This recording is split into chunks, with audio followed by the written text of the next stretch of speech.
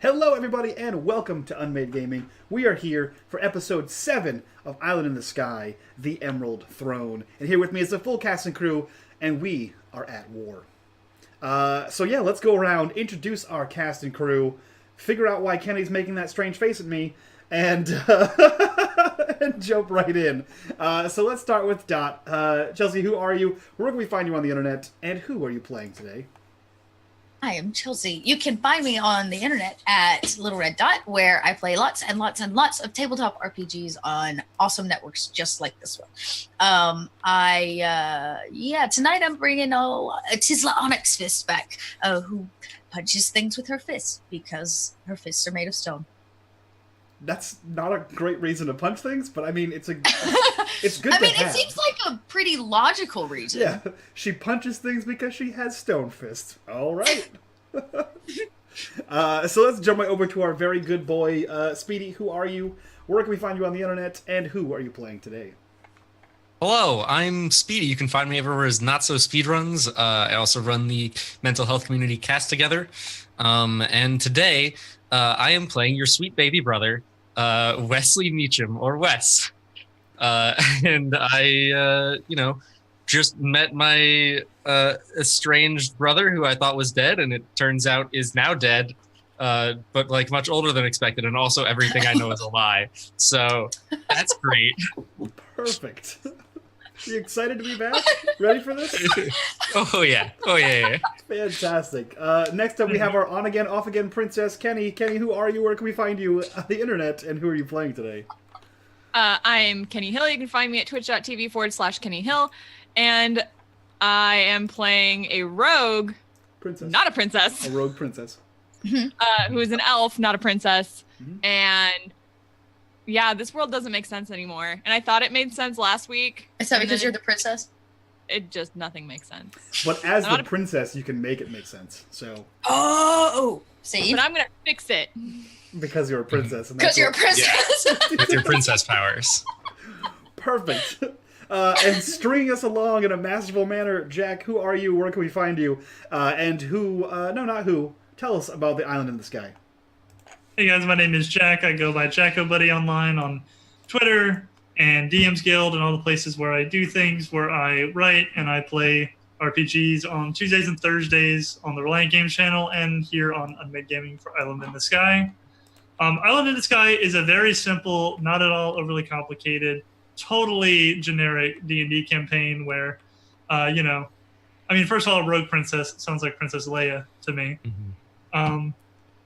I don't know what the heck Speedy's talking about. No, I'm sure none of that stuff happened, right? No, it happened. Literally, I don't know anymore. No, things are getting really off the rails.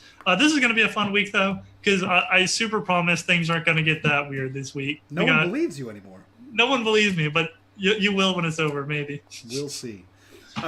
Speaking of Jack and Reliant Games is one of our sponsors. Go check those guys out. They have a Twitch, they have a Twitter, and they are responsible for making this game into its own podcast that you can find. They are also responsible for making other shows into other podcasts, so go check them out for all your podcast needs.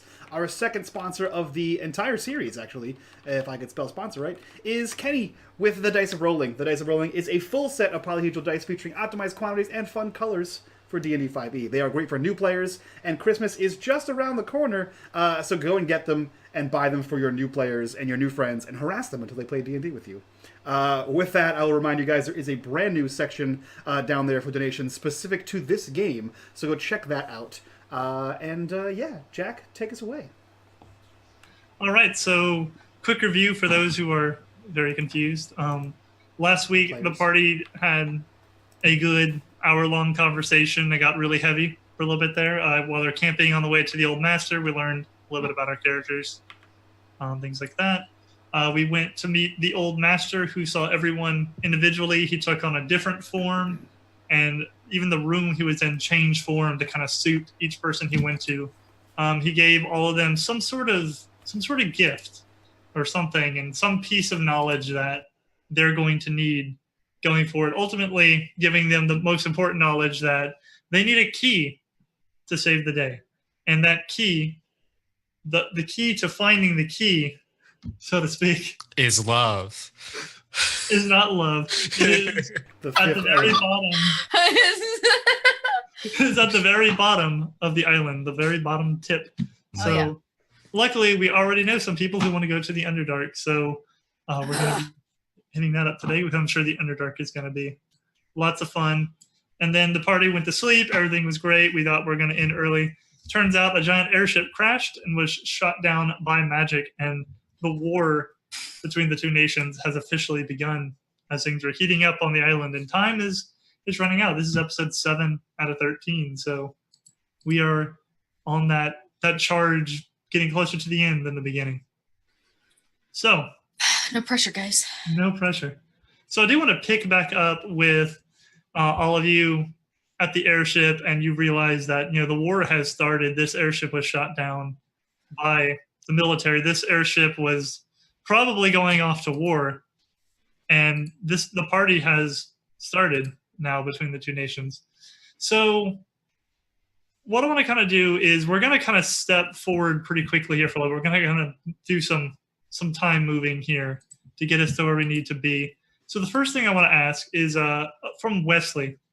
So you guys went over this airship, started trying to help these people out. So why don't you tell us a little bit about how that went down? What were you able to do? How did you help these people at this airship? How did you all handle things? And y'all can kind of work on this as a group if y'all would like as well. But I'm going to let Wes kind of take the initial spotlight on how y'all dealt with this crashed airship and all the victims in the fire. I mean, the first thing that Wes did was try and find the survivors. Immediately trying to tune into anyone who is screaming or calling for help, and tending to the people who are in the most immediate danger first. If it looks like this thing is about to catch on fire, making sure that people are getting out in time. If there's anyone unconscious, he would use his healing hands to revive them so they can help run out on their own. And yeah, that's what he's doing. He's focusing on the people.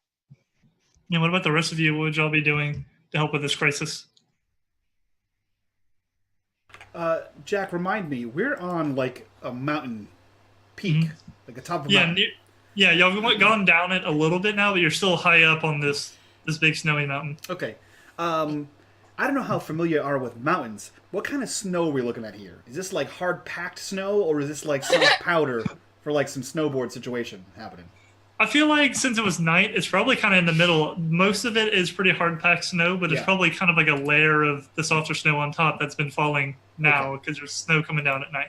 And this mini Hindenburg, the Mindenberg, is on fire, right? Yeah, that's what it says on the side of the ship. You got the name right. Mindenberg. Yeah. I'm gonna whoosh it. Oh no! So I'm gonna whoosh the snow up and onto this thing because the wind and moisture from the snow will help to put out the flames. Oh, cool! I like that. Yeah, so we just get this shot of Ewan just whooshing all this snow up, and it all just lands into the fire and helps. It's if you want a visual, it's the wizard from Fantasia.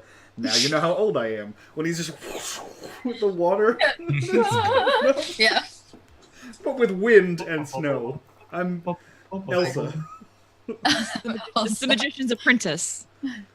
Yes. Elsa's the Magician's Apprentice? No, the Magician's Whoa, Apprentice. that's a lot of Disney crossovers there. Whoa. How did we get there? Could be. It's friendship.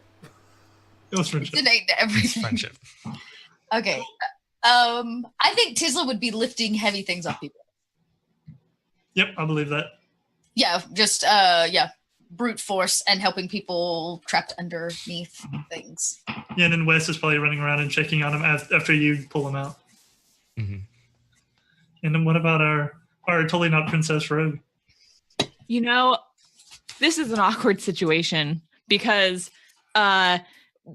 we now know that the Iron Nation and the Magic Nation are at war with each other, and I've got ties to both, so it puts me personally in an awkward position because I'm like, yes, I should be helping these people, but this is also literally a war machine that was, just airborne minutes ago, ready to go kill people. So that's like kind of weird.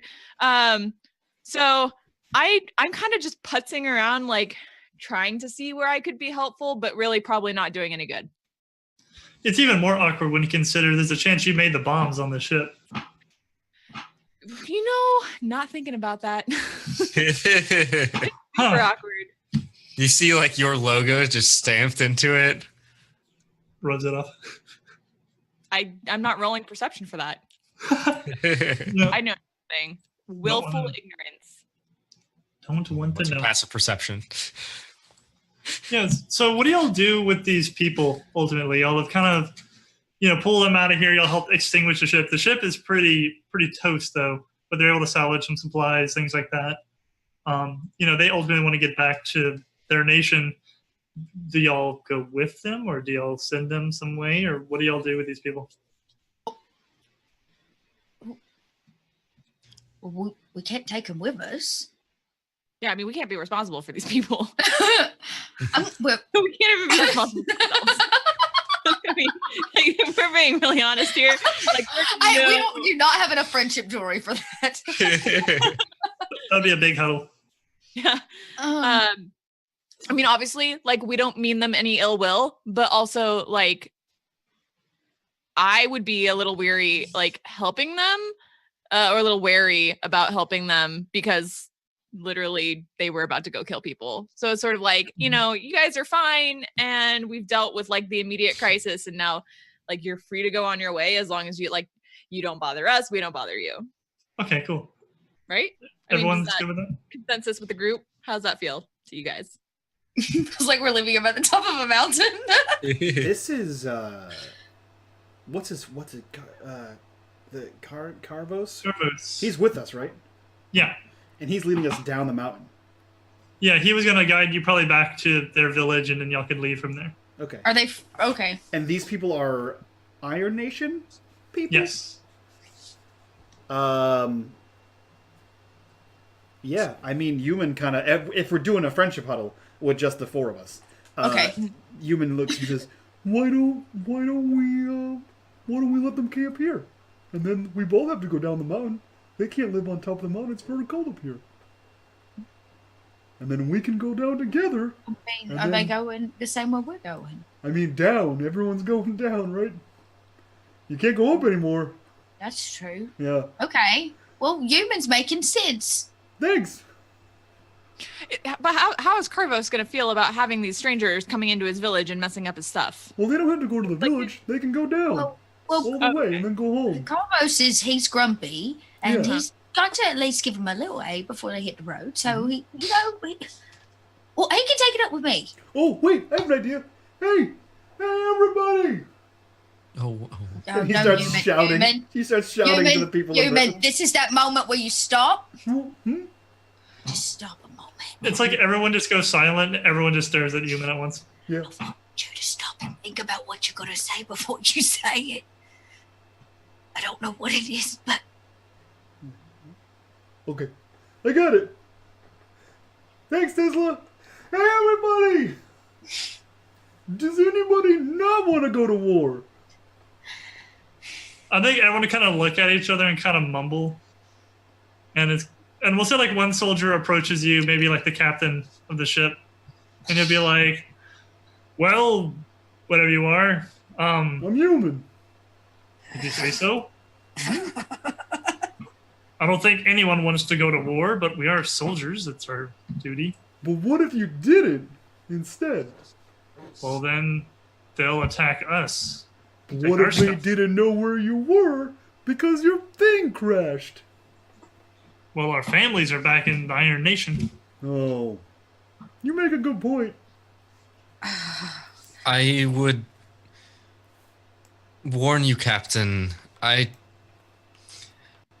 I'm sure that you're aware of what these accoutrements mean. I am a paladin of the kingdom of magic and a worshiper of the goddess.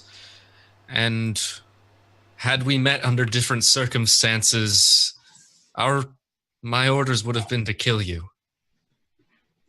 And mine would have been to kill you, but here we are on the side of a mountain next to a burnout airship. Not killing each other. Exactly. which is great. I agree. I'm not entirely fond of the idea of bloodshed between us. Nor am I fond of the idea of bloodshed between our nations. And while I don't intend any harm upon you, I would hope that you could see in your heart some amount of mercy, for that is what we have shown you. When you return to your nation and you return to your people, remember this, that the goddess is not cruel, that she is one who protects and saves those who need it, regardless of allegiances. Hey, that's a good speech, boy. Were it under different circumstances, I would love nothing more than to go home and sit by a warm fire. However, things aren't so simple. Do you know why we're at war? No, that was the question I was going to ask. What happened? Well, certainly you've heard of the shortages of magic in the air. I have. Yes. Well, the Kingdom of Magic's using it all. Well, And when it runs out, we're all going to fall and we're all going to die together. One big happy island. Unless they stop it. well, what says that you could stop it? What you mean? You know, just maybe there was possibly a way to do something about it. What would you say then? Would you not fight? If there was a way to fix the whole island and I knew for sure it would work, I would take it. But things aren't so simple. Well, sometimes they are. The magic that you're talking about, I know this is going to sound kind of strange, that some strangers that you met on the top of a mountain after crashing your airship are saying, but the magic is not it's not a vein of coal or iron. It is a river. It's a river that's been dammed. While the Kingdom of Magic may be continuing to draw from the flows of what continues to pass, what we four here are seeking to do is to remove the obstruction. Well, I wish you the best of luck with whatever it is you're talking about. But I ain't some religious boy or some scientist. I'm a soldier. And I know one thing, and that's that every time those wizards over there use their magic, they're putting my family's lives at stake.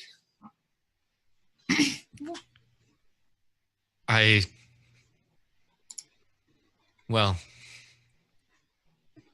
I hope you'll think twice when you remember how the magic of my hands saved not just you, but several of your men.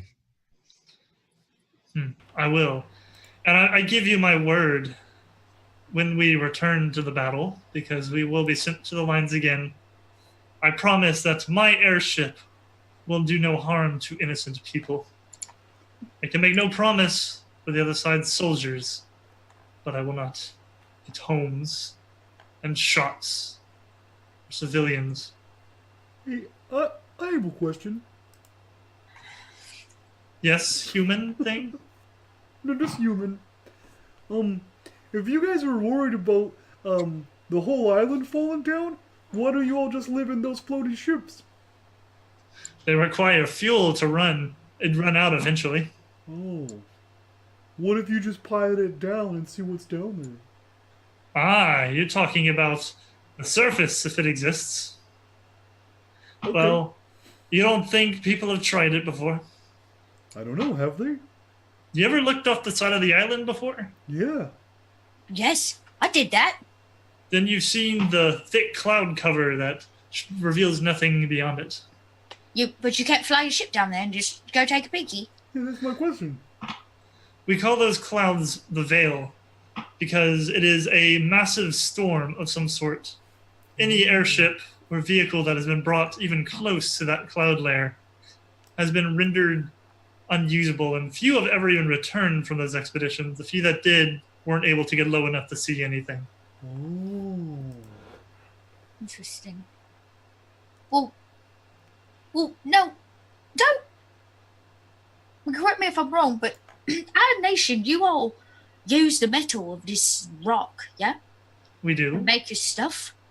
Well, I hate to break it to you, but they are not the only ones sucking life off this piece of floating stone. I too have seen it. The veins of the ores and the earth drying up and whatnot. It's not just their problem. You're also killing all of us. At least we can recycle, reuse parts. To what end, though? Survival. Survival.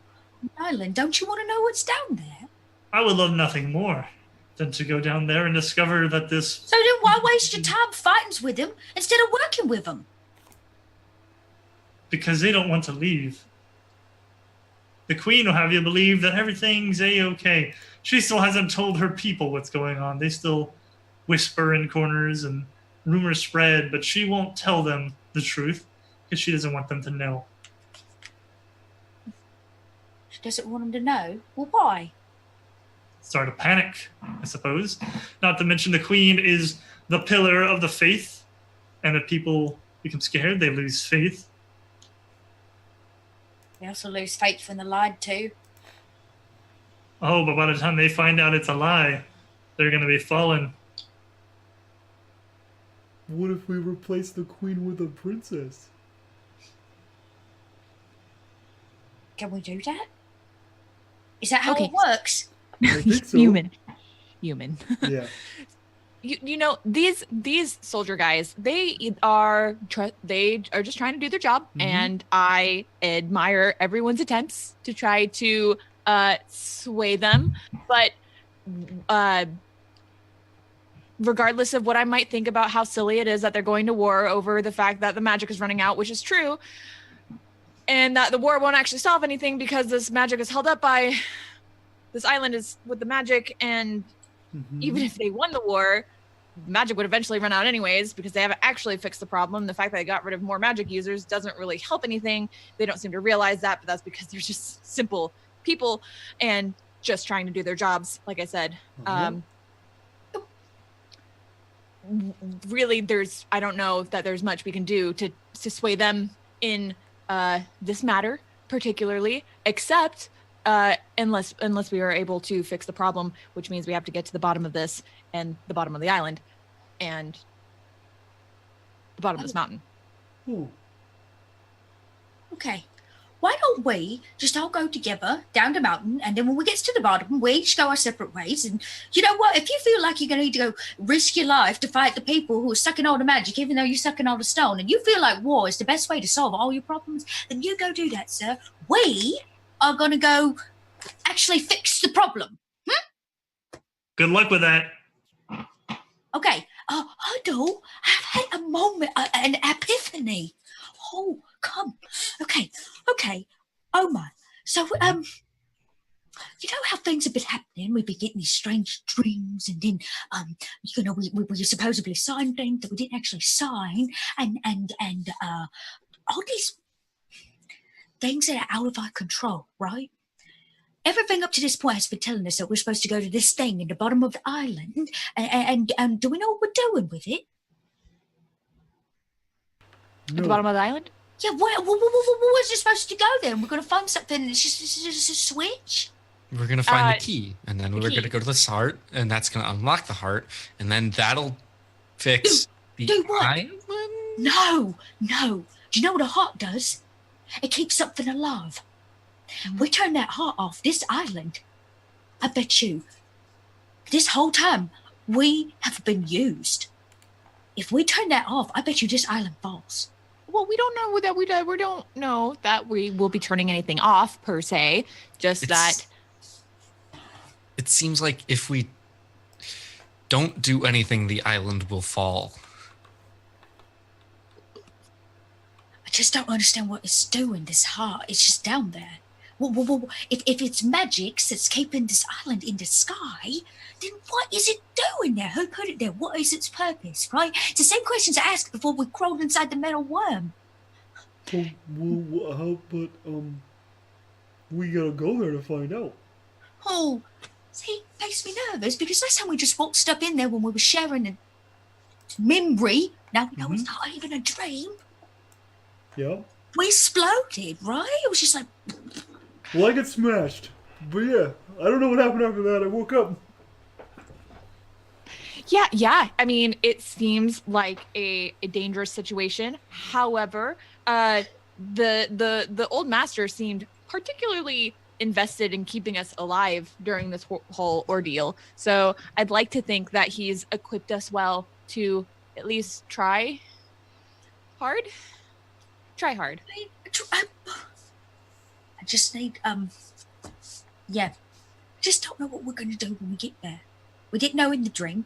We still don't have to go. And now we're walking down the side of a mountain with a bunch of the iron peoples that fell out of the damn sky. Miss Tisla. What? Do you remember what I said about the seed? No, human. The seed doesn't know either. The seed is just a seed, and eventually it becomes a tree. It doesn't know how it does it. It just knows that once you plant it, it becomes a tree. And it can't do anything else except for become a tree. Just become a tree, Miss Tisla. A stony tree. We're supposed to be heroes. Right now, we're seeds. Whatever we do from here to there is what we were supposed to do to become heroes. I don't need to be a hero. Well, you already are. You're a hero seed. I don't want to be a hero. I just want to help people. Doesn't matter. You were picked. The old guy said it. The one that's a wolf. Human, you're such a sweet little critter. Thank you. Well, we're just gonna. I just feel like we're a little blindsided, is all. We don't know nothing. We're just supposed to waltz in there. Yeah. Well, human. I mean. But even though we don't know anything, it's very possible that when we meet up with Felix, and if we do somehow track down his father, who may or may not have information about the magic crisis, and with all of his research being in the Underdark and all, we do have to go there to find him with Felix, probably, because Felix is the one who's kind of bankrolling this thing at this point. So even though we don't know anything, it's very possible we could find out and learn things and then solve the problem. Let's see. It seems like there's a path before us, whether we understand it fully or not. The goddess has plans. Oh.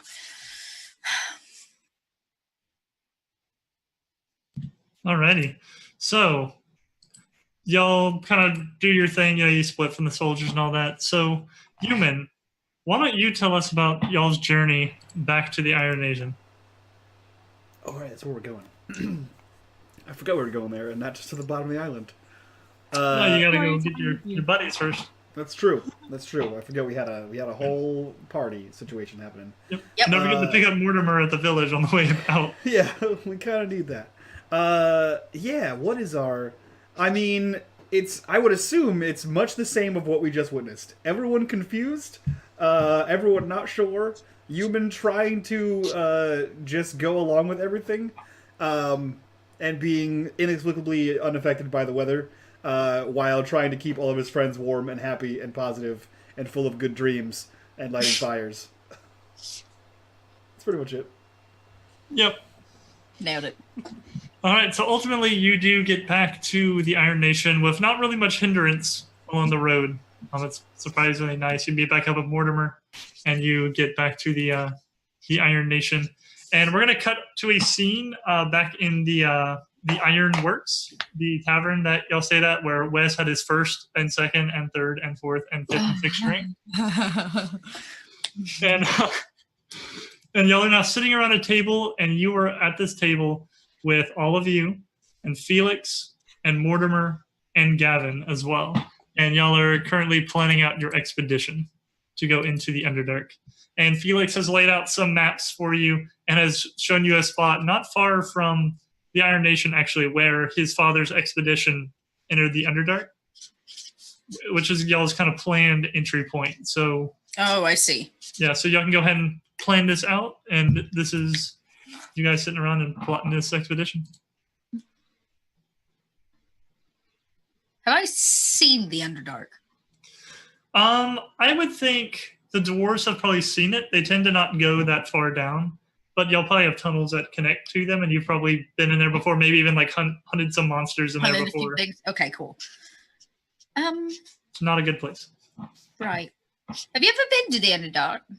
There are lots of you that's so excited to go find this tippity top of the island. Nope.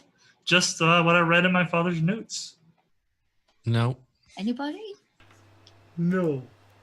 I've never left my hometown. Okay. You know when you're a kid and you're laying in your bed and you get that heebie-jeebies down your spine because you feel like there's a critter under it and it's going to grab your foot if you even partially lay it off the side? No. I just grab you and snatch you under and drag you into the dark. Yeah? Mm-hmm.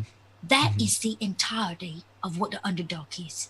It is a nightmare in reality. Yeah? It is dark, and it's scary, and everything is poisonous, and there are things that thrive on fear and your mind, and it's a scary place. It's not just something that's like, oh, let me get some Russians and a sleeping bag and we're going to go to the Underdark. I'm just telling you, I'm a smidge nervous.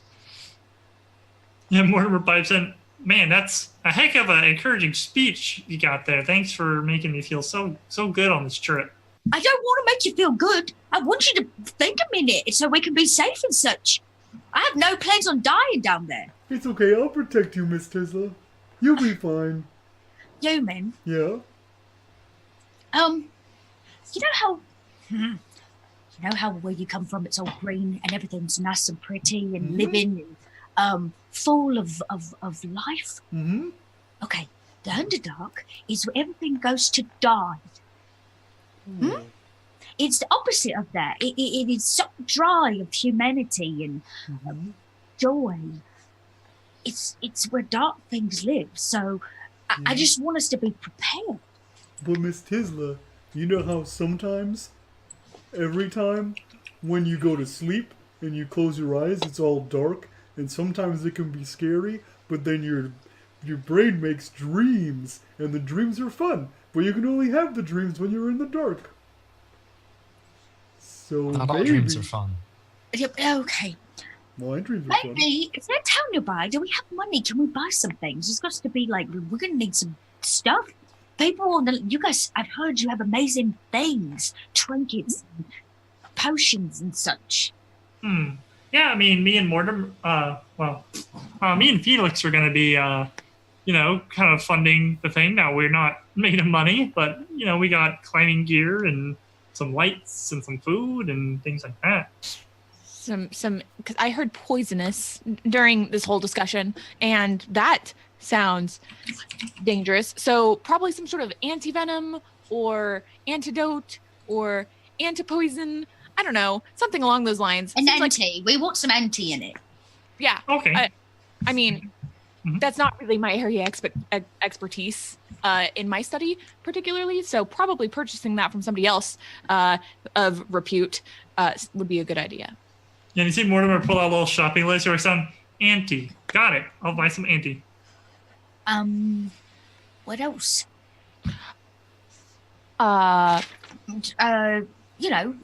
Something like a elixir, something that brings us back when we're feeling icky. When somebody, I don't know, gets hurt. Don't the berries do that? Yeah. I had the berries. Berries one time. You make berries I that make taste berries. delicious. Yeah, they are great. How do you make those berries? You're not a tree, right? What? You're No, not a I'm wolf and a tree. Is that what you used a tree analogy? No, but that would be neat if I was a wolf and a tree. I can be a bird, or like a bat, or like a spider. But no, I'm a wolf. I just ask the stick To grow berries, and it does. Well, How does your magic work? Don't you just ask the goddess lady and then she does magic for you? Bring some sticks. Got it. No, I have one. You're fine. Okay. Scratches it off. we could use I don't know, things. A light. We're gonna need light. Who here can you see in the dark? Anybody? Oh, we got these cool new headlamps that are really cool. So the See? 3 people in this group that can't see in the dark can use those. Okay. So we needed to ask for them. What else? I don't know. So the last time we were here, we kind of messed up my previous boss's shop, so I can't really go back there probably to get some supplies for some just small explosives would be a strong word, and some ammo for my arm, or at least I need to get the materials to make those. So if you know of any other place besides my old, besides Wilbur's shop, Master Wilbur, I don't have to call him that anymore. I don't work for him anymore. But yes, I need that as well. I think I could get you some ammo, but firepower is going to be very difficult. You did just whoosh the main alchemist. Yeah, but he was a jerk. I know things. I just need the materials.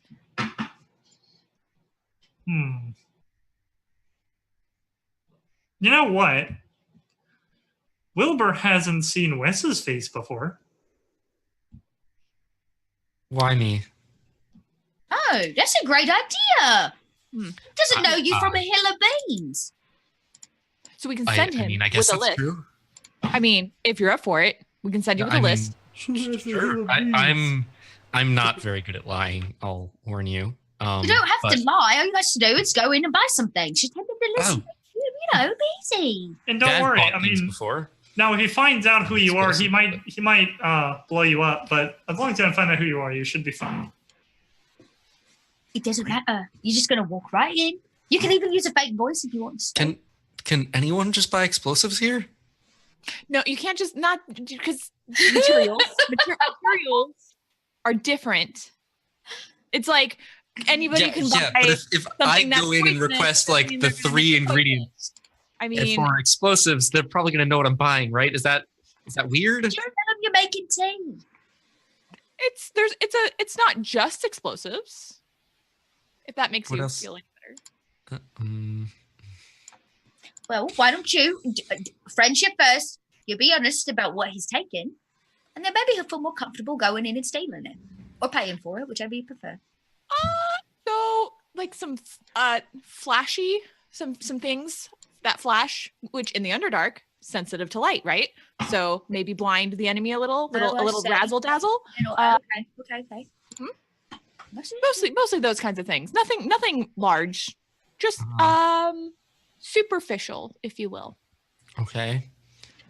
Some of them are quite pretty. So I go in and I'm going to ask for some razzle dazzle. We'll give you a list. Okay. Yep. So I make out a list. Yep. Cool.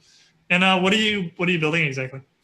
So I would like to make some like flashbangs, because I have the ability to make sort of little like firecrackers that have kind of superficial effects, either like stink bombs or like a little flashbang or something that like makes a whistle.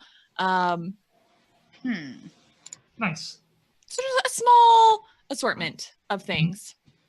Maybe a couple explosives, small explosives. Like I said, firecrackers. Yeah, but firecrackers that hurt.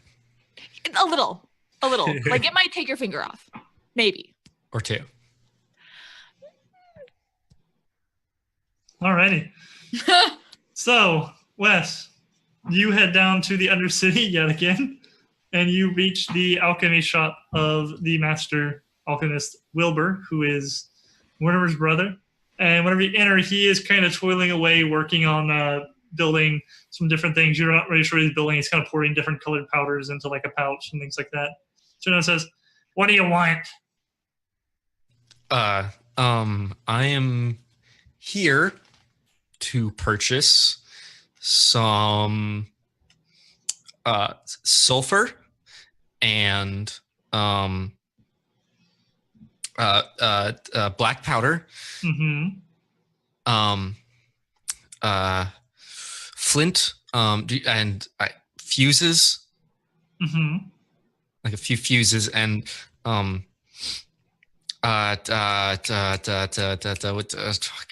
my handwriting is not good. You want to just give me the list?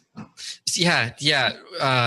Oh no. No, I shouldn't. It has other personal things on it. I shouldn't. Okay. There's a it's like it makes a flash, like a really bright white light. When Purple powder. yeah, purple powder. Thank you. Mm-hmm. That's it. All right. I have a very important question for Wes. Uh-huh. Did he change out of his paladin armor before he came to the shop?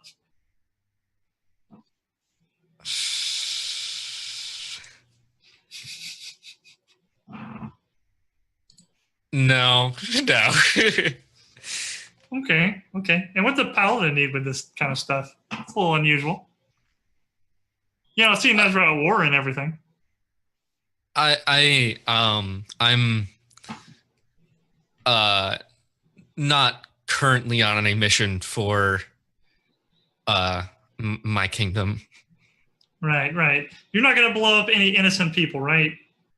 No, of course not. The goddess would never allow that. Oh, yeah, sure. Totally not. Yeah. Mm-hmm. Okay.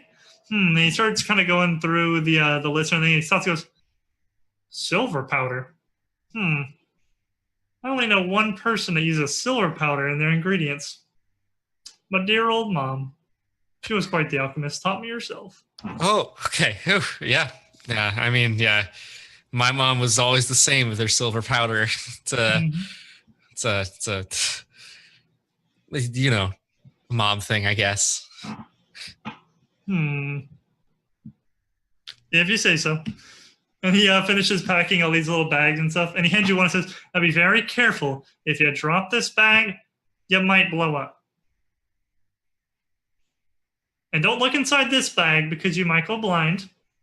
And whatever you do, don't smell this bag, no matter how good it smells, because it will burn everything out of your nose and potentially burn your brain.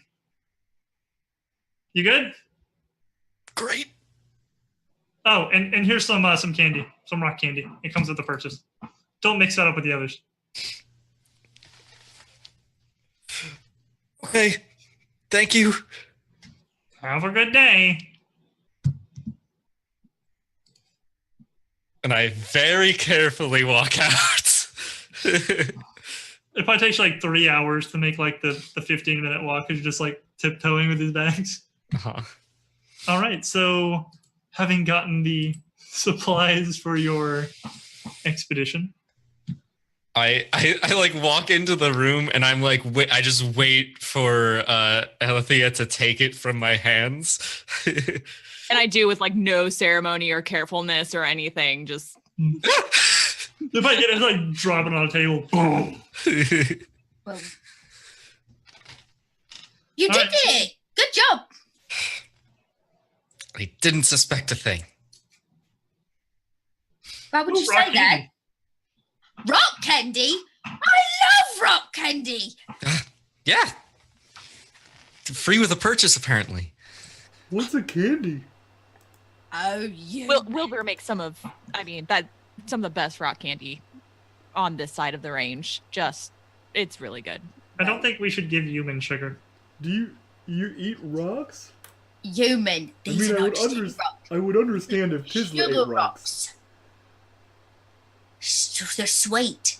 Oh. What's up? You should have one. Just a little one. But don't Okay. choke on it. Do I chew on it? No, you suck on it. Oh. Okay. And he takes like a handful. These giant okay. Well, there we go. I kind of imagine Ewan is like, really adorable like he is, and then he just opens his mouth. He's got these super big It's teeth. like a row of shark teeth. Like, oh, shit. Oh, that's sweet. All right. So Make my tongue tingle. So Alethea, it's your turn to kind of give us a little narration here. So why don't you tell us about any other preparations made for the expedition? Getting supplies or any kind of preparations I might do. What y'all do? Maybe like the night before, things like that. I mean, once I have my supplies, at least me personally, I am hard at work kind of putting together, the little shells, not mortars. Mortars, it's a strong word for what these are. Just small shells of different various powders and like some boric acid and some sulfur and just, all various things. Shrapnel maybe in one of them, and putting those together. And human, I imagine at this point with the candy is just kind of bouncing off the walls behind and doing human things. I can imagine Tisla maybe getting together like the rations and provisions and like checking like that all of the equipment is accounted for and has not like been forgotten. Mm-hmm. And none of us are big on weapons, so we probably forget to do that, to like check our weapons and make sure they're in good condition. Is Wes getting drunk again? No, God no. I have a feeling like Wes has sworn off alcohol for the rest of his life. Yeah, exactly. Yeah. Wes will a tend bard, to right? his weapons too. Wes. I was gonna say Wes has weapons. Mhm. Yeah, Wes has a sword which he sharpens. Okay. Yeah. It's like a holy ceremony how you like sharpen a blade of a paladin. So Ooh. Yeah, that sounds super boring. So I imagine like Felix is probably like trying to get Wes to drink again, and like because he's a bard, right? Mhm, Mhm. So it's just like kind of annoying because he's a bard mhm. Mhm. and just poking into everyone's business. Like, Human, you want a drink? no, I hear from across the room. Oh, No, what? okay. No. Miss Olivia said no. Yeah. Tisla, go for it, but like not our poor human or Wes ever again. They can't have a little libations. I don't know how you. I mean, unless you want to take responsibility for whatever actions human may take. Now, Human is a grown wolf. He can take responsibility for himself. I don't know if wolves can or should drink. I thought he was human. I'm both. He's the only part of him that's grown is the wolf part, clearly. The human part's still coming. Mm. He's a growing boy, is what he is. Roman, have you ever had a drink? Would you like some? I drink lots of things. Have you ever had alcohol? I don't know. What's in it? Fun?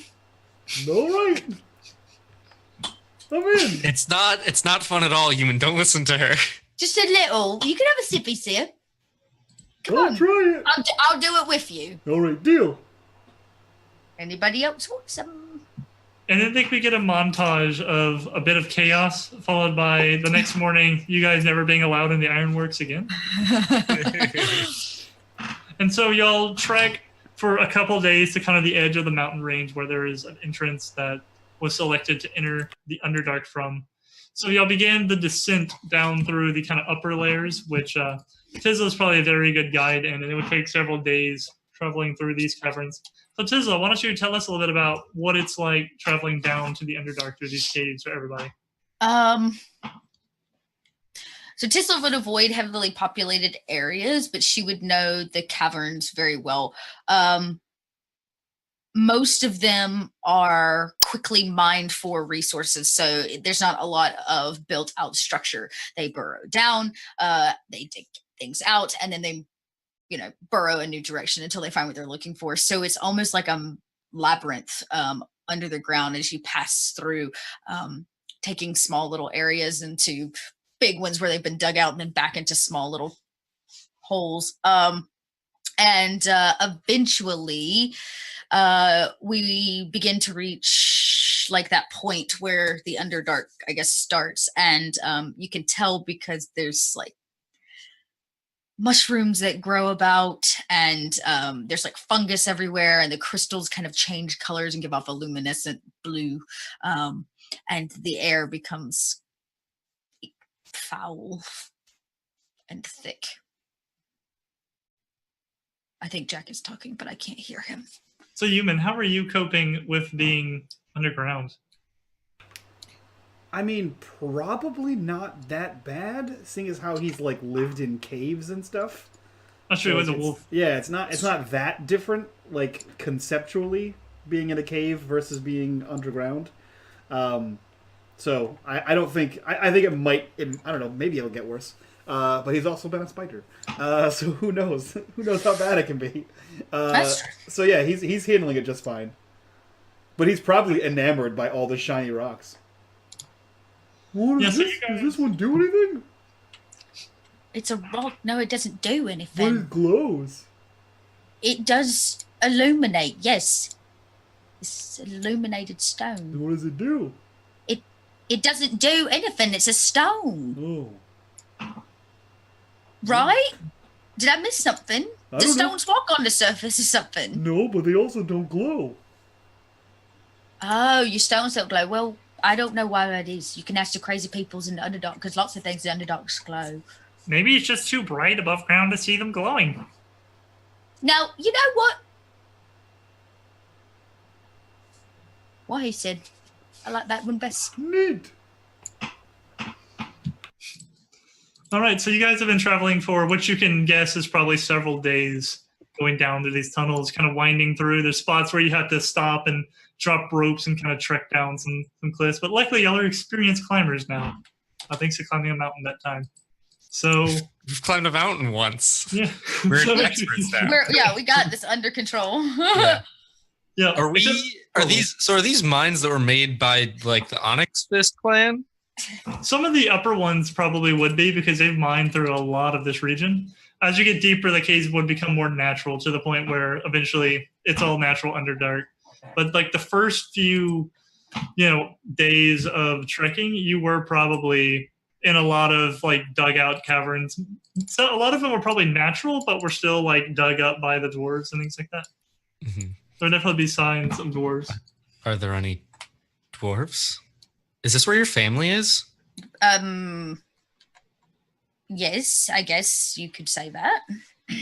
Are we gonna meet them? No, we are not going to meet them. Why would you even think that's... no. I mean, I'm not like. I I'm told not them asking that I you, wasn't... okay. I told them I wasn't coming back. And here I stand, so, let's not give them... What if we Yeah, do? I mean, I'm not. You don't have to do. You don't have to go back. I was just, if it was along the way or whatever, I thought we might have to. Why would you... Trust me, you don't want to meet them. They wouldn't like you anyways. And they'd be all upset at me because I went to the surface, so... How Why do wouldn't they you- like me? How do you know we won't like Well, them? because they're kind of hard-headed and set in their old cranky ways. Human just stares at the rocks in your head. What? Oh no, I have a literal hard head, but I mean the human. They are I don't know. They're strong-willed. They're pig-headed. They don't no, they don't really get it. And I think you're gonna have to be more literal because I can see the cogs turning in Human's mind right now as he tries to process the word pig-headed, and I don't think it's what you're thinking. Oh no, here we go. Just his head. Not even the whole thing. They have been lying to my people, and I left, and I don't want to go back. I don't want to see them. I told them I wouldn't come back until I could prove them wrong. Yeah, but I didn't know that I wanted to meet Wesley's dads and his mom, and his whole people were lying to him, and then I didn't know that I didn't want to meet Miss Alethia's boss, and he was lying to her, but I met him anyway, and one was real nice, and one was a jerk, and I wished him. So if your dads are a jerk, I'll wish them. It's not just for dads. It's the elders of the clan. They're all Can they be wished? special. No, I mean you can, but you would not want to do that. Oh. The dwarves will beat you to death, Oh, stoning and all that. well, that's not very nice. Well, it's not very nice to whoosh old people. Well, if they're mean. I mean, Wilbur had it coming. See? Trust me, they wouldn't like you. Not that I don't. I like you lots. I just don't think that they would. And, yeah, I don't want to put you through their hatred, which is really what it is. Fine. Plus, you know what? If we fight the bottom and we come back up, and we'll meet them after when I have something to actually celebrate. Okay, we have a party. Okay. Give them a big ol' I told you so. Exactly, and you all of us can stand there and yeah. Friendship. Yeah, Okay. Felix kind of looks over all of y'all and says, I mean, maybe I just don't get it, but why is it so important to prove something to your family? I mean, at least you have one. I guess. This is true. It's not just proving something to them. You missed the whole point. What I'm trying to prove to them is that it's better for our people to make a choice of their own lives and not be lied to. And it's not bad to lie to them and tell them that these resources are endless, which we know is not true. More about just somebody needs to tell them the truth. They deserve to know. And they won't do it, so I'm going to find the proof we need. And now you're telling me the whole damn rock's sinking, so I feel like that kind of goes hand in hand. You know what I mean? I suppose. No. But what do you think would happen if they told them? I mean, what would they do? Well, I hope most of them will feel betrayed like I did. And then I cried, and then I faced the elders, and I told them that I thought we should tell everyone. And you left. Well, no. And then they told me that I couldn't tell no one, and I couldn't stay if I told anyone. And I told them that I was going to go find out the truth about the island in the sky. But what happens if all the dwarves leave? You tell them they're running out. What do you think they're going to do? I don't know. Maybe do what they want to. Or maybe the dwarves are smart people. They know the ground better than anyone. Maybe with all the resources and smarts and schools and such that are on the surface they don't even know about, they could help make things better. Ever thought about that? No. We just want the dwarves to stay under the ground and dig the rocks all the time so that the Iron Nation can have flying ships if they crash into the sides of mountains. Yikes. Okay. Something Tisla said really caught my attention there. With dwarves knowing I'm going to skip over it. Like, yes, we have not made smart decisions up on the surface. No one's making any smart choices, but the dwarves are smart people, and the dwarves know all about the underground. And since we are trying to get to the bottom of this island, maybe we could expedite that journey by talking to your people. I mean, I really think, you're on the right track with the coming back after we've already triumphed over the great catastrophic problem and being able to celebrate that and that I told you so. But maybe this time it would be better to ask them for help. They won't help us. They won't help me, and they surely won't help you. He looked at me before I left and he said, you can't trust them. People's on the surface. You can't trust them. Well, I mean, what if we were to pay them? Felix, you could spare some more, right? I mean, I could, but this would have been a great conversation to have, before we got to the Underdark. I agree. We're not just going to turn back now. We're standing right here on the cusp. All we got to do, we can do this. Okay. Yeah. No, it's. I was just, thinking that if there was just anybody nearby, who knows what. It's just really dark, and maybe someone of your clan has gone deeper into the Underdark than any of us have. and could show us the way. Okay. Well, my people, we don't really go in the Underdarks. Great DM, do I know anybody in my clan that would have, gone to the Underdark? There's been like some of the warriors and stuff who have gone to some of maybe the upper levels of it to fight. Like if a monster is, say, like endangering the mines, they'll go in and take them out and things like that. Okay. But they don't go very deep. It's pretty much like a rule of the clan. Like you don't go too far into the Underdark. It's not where dwarves belong. There aren't really resources down there. All the resources are higher up, and right. There's just bad stuff down there. Right. Miss Tesla, I have an idea. Okay. What if you just punch all the way to the bottom? You mean straight down? Yeah. Well, do we know how far it goes? No. I don't know if I'm capable of doing that. I mean, I'm capable of punching rocks. I know. It's We a keep lot. talking about it. Well, human, let's. Yeah. The Underdark is kind of like a already dug hole. Well, then you don't have to punch as much. That's true. Just have to punch the other things. Yeah. So, And if we're real lucky, she'll punch right through the bottom of the island and we'll fall. Well, no, don't do that one. I've already done that. Is it the following? Okay, are we ready to do this? To go into the Underdark? Yeah, that's why we're here. I'm ready when you guys are. Where at our current location? Do I know how, like, many? I guess we'll say layers down it is, or where we are in terms of how deep?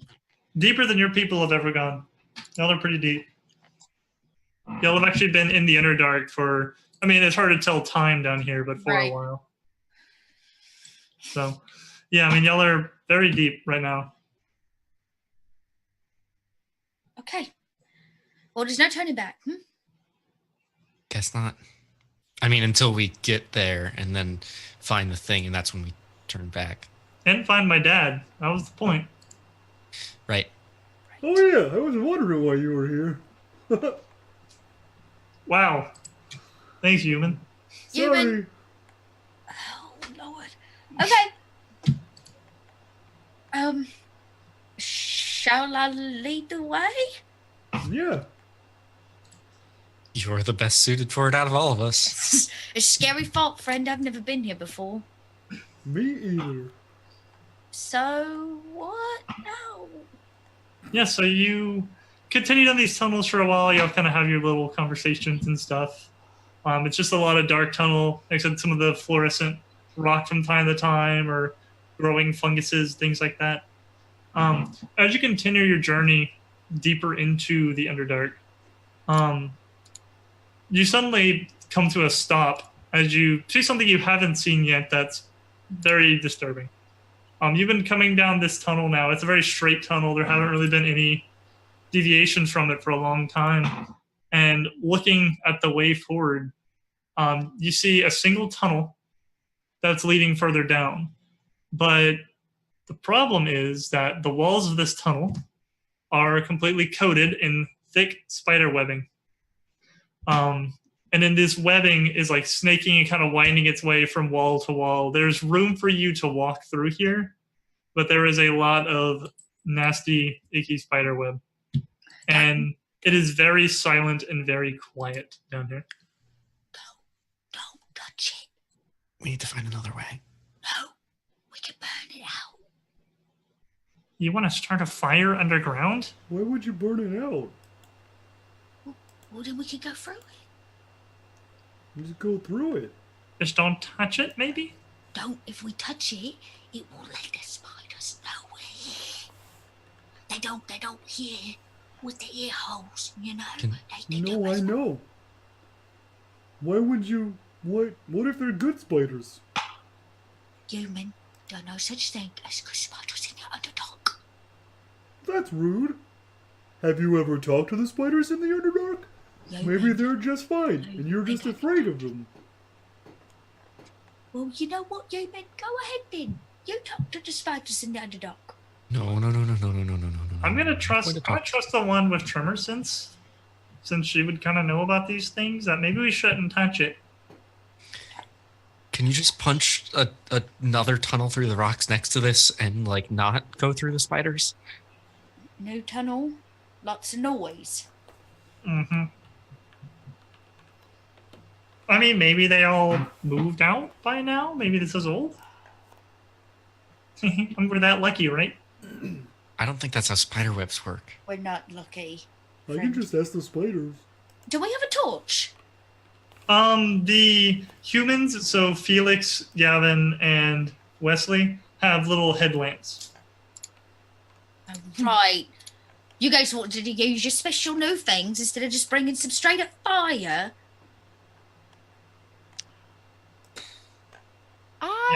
Fires aren't the best thing underground because it burns up all the oxygen and you'll die of smoke inhalation. It's true, but a small fire, like, I don't know, a torch, is not as bad when it comes to, getting rid of spider webs. Except that it's going to ignite all the spider web, and that's a lot of web to burn. Oh, you can try it.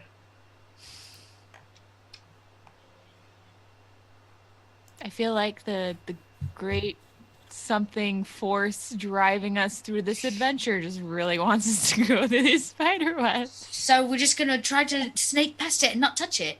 Oh, human, can you turn into a spider? Yeah.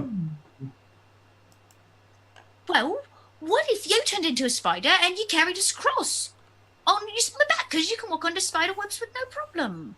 Oh. You guys are heavy.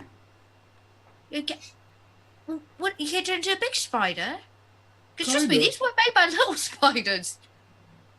You sure? This is a lot of web for little spiders.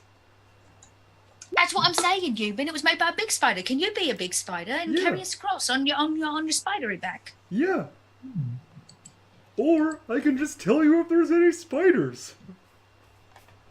Well, you can do that too. Yeah, You know I what? know. We can have the best of both worlds. Okay. Both things. Yes, please. Perfect. Anybody want to ride a spider today? Great. I'm excited. I've never Oh. been a cave spider before. Okay, hold on. Okay, I think I got it. And you see him like put his arms up, and then just, and he becomes a spider. Like he just shrinks in to a much smaller version than he is normally, and he is a spider, and he's black and hairy like a big tarantula. Go, And then you just see him like look excited. If a spider could be excited. I imagine you're like wagging. I don't know why you're like. Yeah, it's like his abdomen moves. Your abdomen's like moving with joy. Yeah, the thorax. There we go. Yeah. He's On got his second two. thought, maybe we should burn it. No, human, go find the other spiders and come back and tell us. Go. You ever seen Lucas the spider? Yes. Fucking Yes. human. That's human. Big eyes. And then he just climbs on the web. His has to walk. So a giant wolf spider, which is what I am, Jack, has web sense. While in contact with a web, the spider knows the exact location of any other creature in contact with the same web. Are there any other spiders? That's a mixed question. Are there any other spiders in this web? Yeah, so you feel down this web, and you can tell this web goes on for a very long time, and it goes in kind of into another room, and then you detect 3 beings hanging from the webbing in that room, but they don't feel like spiders. Like they feel weird, but there's like something in contact with the web. So he turns around and excitedly says in spider to no one, because no one understands him. You just see him looking at you guys, and he like puts up 2, and then he like puts 2 down, and he's like, and then it starts to go towards the tunnel. Can't understand you, no. Wait, human. Whoop. Yep, should have burned it. And he turns back around. 2. Okay. Human, where you going, human? And he turns back around. And then turns back around to you. Wait, why are the spiders down there? Okay. Oh, got a human. You jump once for yes, jump twice for no. He steps off the web and jumps once. Okay. What do we want to ask him, gang? Are there spiders down there? He doesn't move. Human, jump once for yes, twice for no. He jumps 3 times. No, human, no. Human, that doesn't help. We're gonna die. Okay. Is there anything? Yes, go, you go. Is there anything dangerous? He jumps 3 times. Guys, he doesn't know anything. Is there something down there? He jumps once. Okay, is it very far away? He jumps once. Okay, Is it moving towards us? He jumps twice. okay. Is it moving at all? He jumps twice. There, we just have to ask the right questions. Okay. Good human. Okay, yes, good. Human. Okay, will it be easy for us to get there? Will we get stuck in the web? He jumps. Oh well, yeah. That's too many questions at once, Tisla. I'm sorry. He jumps 3 times. Okay, wait. Do you think we can get through without getting caught? He looks back at the web and looks back at you and jumps twice. We're gonna die. Okay. Oh wait, I have an idea. Wait. Tisla like concentrates for a second, like runs her foot across the ground. She's gonna use her little sensey thingy to like out and see if there's another way. Nope. But there's good news. Oh.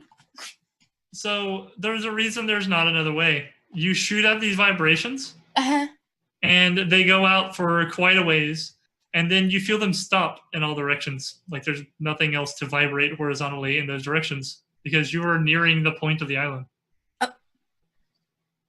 Oh my. She like runs her, runs her hands. There's I can see the perimeter of the island. We're getting close. Okay. Yeah, that's great. That's great. We're almost there. We just have to make it a little bit more, and we won't have to die. We just have to not die for a little bit longer, Not die. and then we can get out of here. Okay. All right, human. Well, you just stay as a spider because you can move quickly, and I guess we're just gonna have to be really careful and quiet. You think you can do that? Can we do that? Human doesn't think so. He said no. What is the carrying capacity of a spider? What is? What's its size? It's medium. Medium? Yeah, that's gonna be interesting. I feel like you almost have to make like an athletics check to see if you can carry them. It's like your strength score times something. I'm not riding the spider. Well, why not? Gross. But it's not gross. It's practical. Why is it practical? Why can't I just walk? I'm small. I can just squeeze through. Well, then have at it. I didn't say you had to. I said did anybody want to? No. Well, Last time I got that close to a spider, it killed me 3 times. Carry capacity is strength times 15. And that's a weight in pounds. Yeah, you cannot carry me. okay. I'm wearing heavy armor. Well, human, it Or looks medium like you're just going to have to lead the way. Just make sure we don't get stuck enough, okay? Speedy, does Wes in armor weigh more than 180 pounds? Wet. That's actually a good question. Because he looks at he looks at everyone talking, and he looks closely at Tisla, and looks closely at Alethea, and then looks at Wes, and then you just see him like toddle over and then nudge Wes. Oh, So what's your roll 20 weight? my according to Roll20, all my inventory weighs 95 pounds. Okay, and how much would Wes weigh? More than 100. Like $1.60 for a. I imagine Wes is stronger than me at least, and I'm like 130. So yeah, so that's probably not going to go so well. no. Thanks, fat paladin boy. I mean, you could take all your armor off and carry that separate. This doesn't seem wise. No, Don't take your no. armor off. Don't do that. I'm he like definitely not taking starts to them off. consider it. Human is like looking at you guys, but you see him like slowly start to back up, and like his back leg touches the web, and he's slowly backing himself onto the web. I think Human's ready to go. Are we gonna do this? Yeah, Okay. Yeah. Let's Yeah, do it then. very slowly and carefully and quietly. I should agree. And if Alrighty. So you guys make your way down this tunnel for a couple minutes, kind of dodging these webs, and it's pretty easy. A lot of it is up, like above your heads. There's like some pillars of webbing you have to kind of step around and things like that, but it's not really too difficult. Eventually, you come to another room, the room that Human detected earlier. This is a massive cavern with a ceiling that stretches up so high that it just goes off into the dark, even for you people with dark vision. At the center of the room, there is a pit, a deep pit that goes down that is 20 feet in diameter. At the far side of this cavern, you see another tunnel, but it seems to be blocked by some kind of barred gate, like a metal gate. can we see what's on the other side? You can see like another cave winding downward beyond that gate. Now, why would you suspect somebody would put a gate here? And this is definitely like man-made. Like man-made, like human-made? Or Why dwarven? humanoid made. Okay. No dwarven carvings or any kind of languages on it? There wouldn't be any kind of like writing on it, but if you like, you could make me a history roll to try and see like what style of construction this is. Okay. That's a stone cutting dwarf thing. Yeah. Yeah. I only got a 10 though. I think it's advantage, right? Okay, then I still got a 12. Well, it's weird because there's something kind of familiar about this style, but then something doesn't quite add up with it either. It reminds you of some styles you've seen on the surface, but not exactly. Like someone used that style, but with a twist or something, but you can't quite place where you've seen this architecture before. It's very strange. Don't know. Can place it. Seems familiar, but So we have a pit. is it locked? You can go over and check it out if you want. Shall I try to open it? Is our only way out? Yes, on the way forward. I feel like we're crossing into something, you know what I mean? Yeah, no, that's that Wonder if makes sense. this is here to keep something in and out. You know, hadn't considered it might be keeping something in. I mean, where are the spiders? Almost on cue as you say that. Damn it! No, well, Keep your baby mouth shut. Human, are you still on the web? Yeah. I mean, it's all web, isn't it, right now? Yeah, well, it's web like along the ceiling and the walls. The floor isn't really webby. So you can be kind of up above them a little bit on Yeah. these webs. Yeah, I guess he's up above, looking down into the grate, right? This horizontal portcullis. How before these spiders attack us? How big is the space in between these? Between the bars? Yeah. I would say there's about probably half a foot of space between the bars. They're pretty tight. Okay. Yeah, and so being up on this web, you remember, you still can kind of sense those three things hanging up in the webs, and you feel one of them cut loose from the web. And for those of you down below, the form of a humanoid lands on the floor a bit across the room from all of you, we'll say about 30 feet. And this is a person of very elvish features, the sharp face, the pointy ears, all that good stuff, except that it has dark obsidian skin and long white hair. And he begins speaking, and who in the party can speak Elvish? All right, man, that's like a lot of people. Nice. So for those of you who can speak Elvish, you can understand he is speaking Elvish, but it's a very strange dialect of it. So it comes out a bit primitive sounding to you. And it says, "You come to lair of spiders." No, we don't. Is that a question or a statement or? Yeah. Your coming is excellent. No, it's not.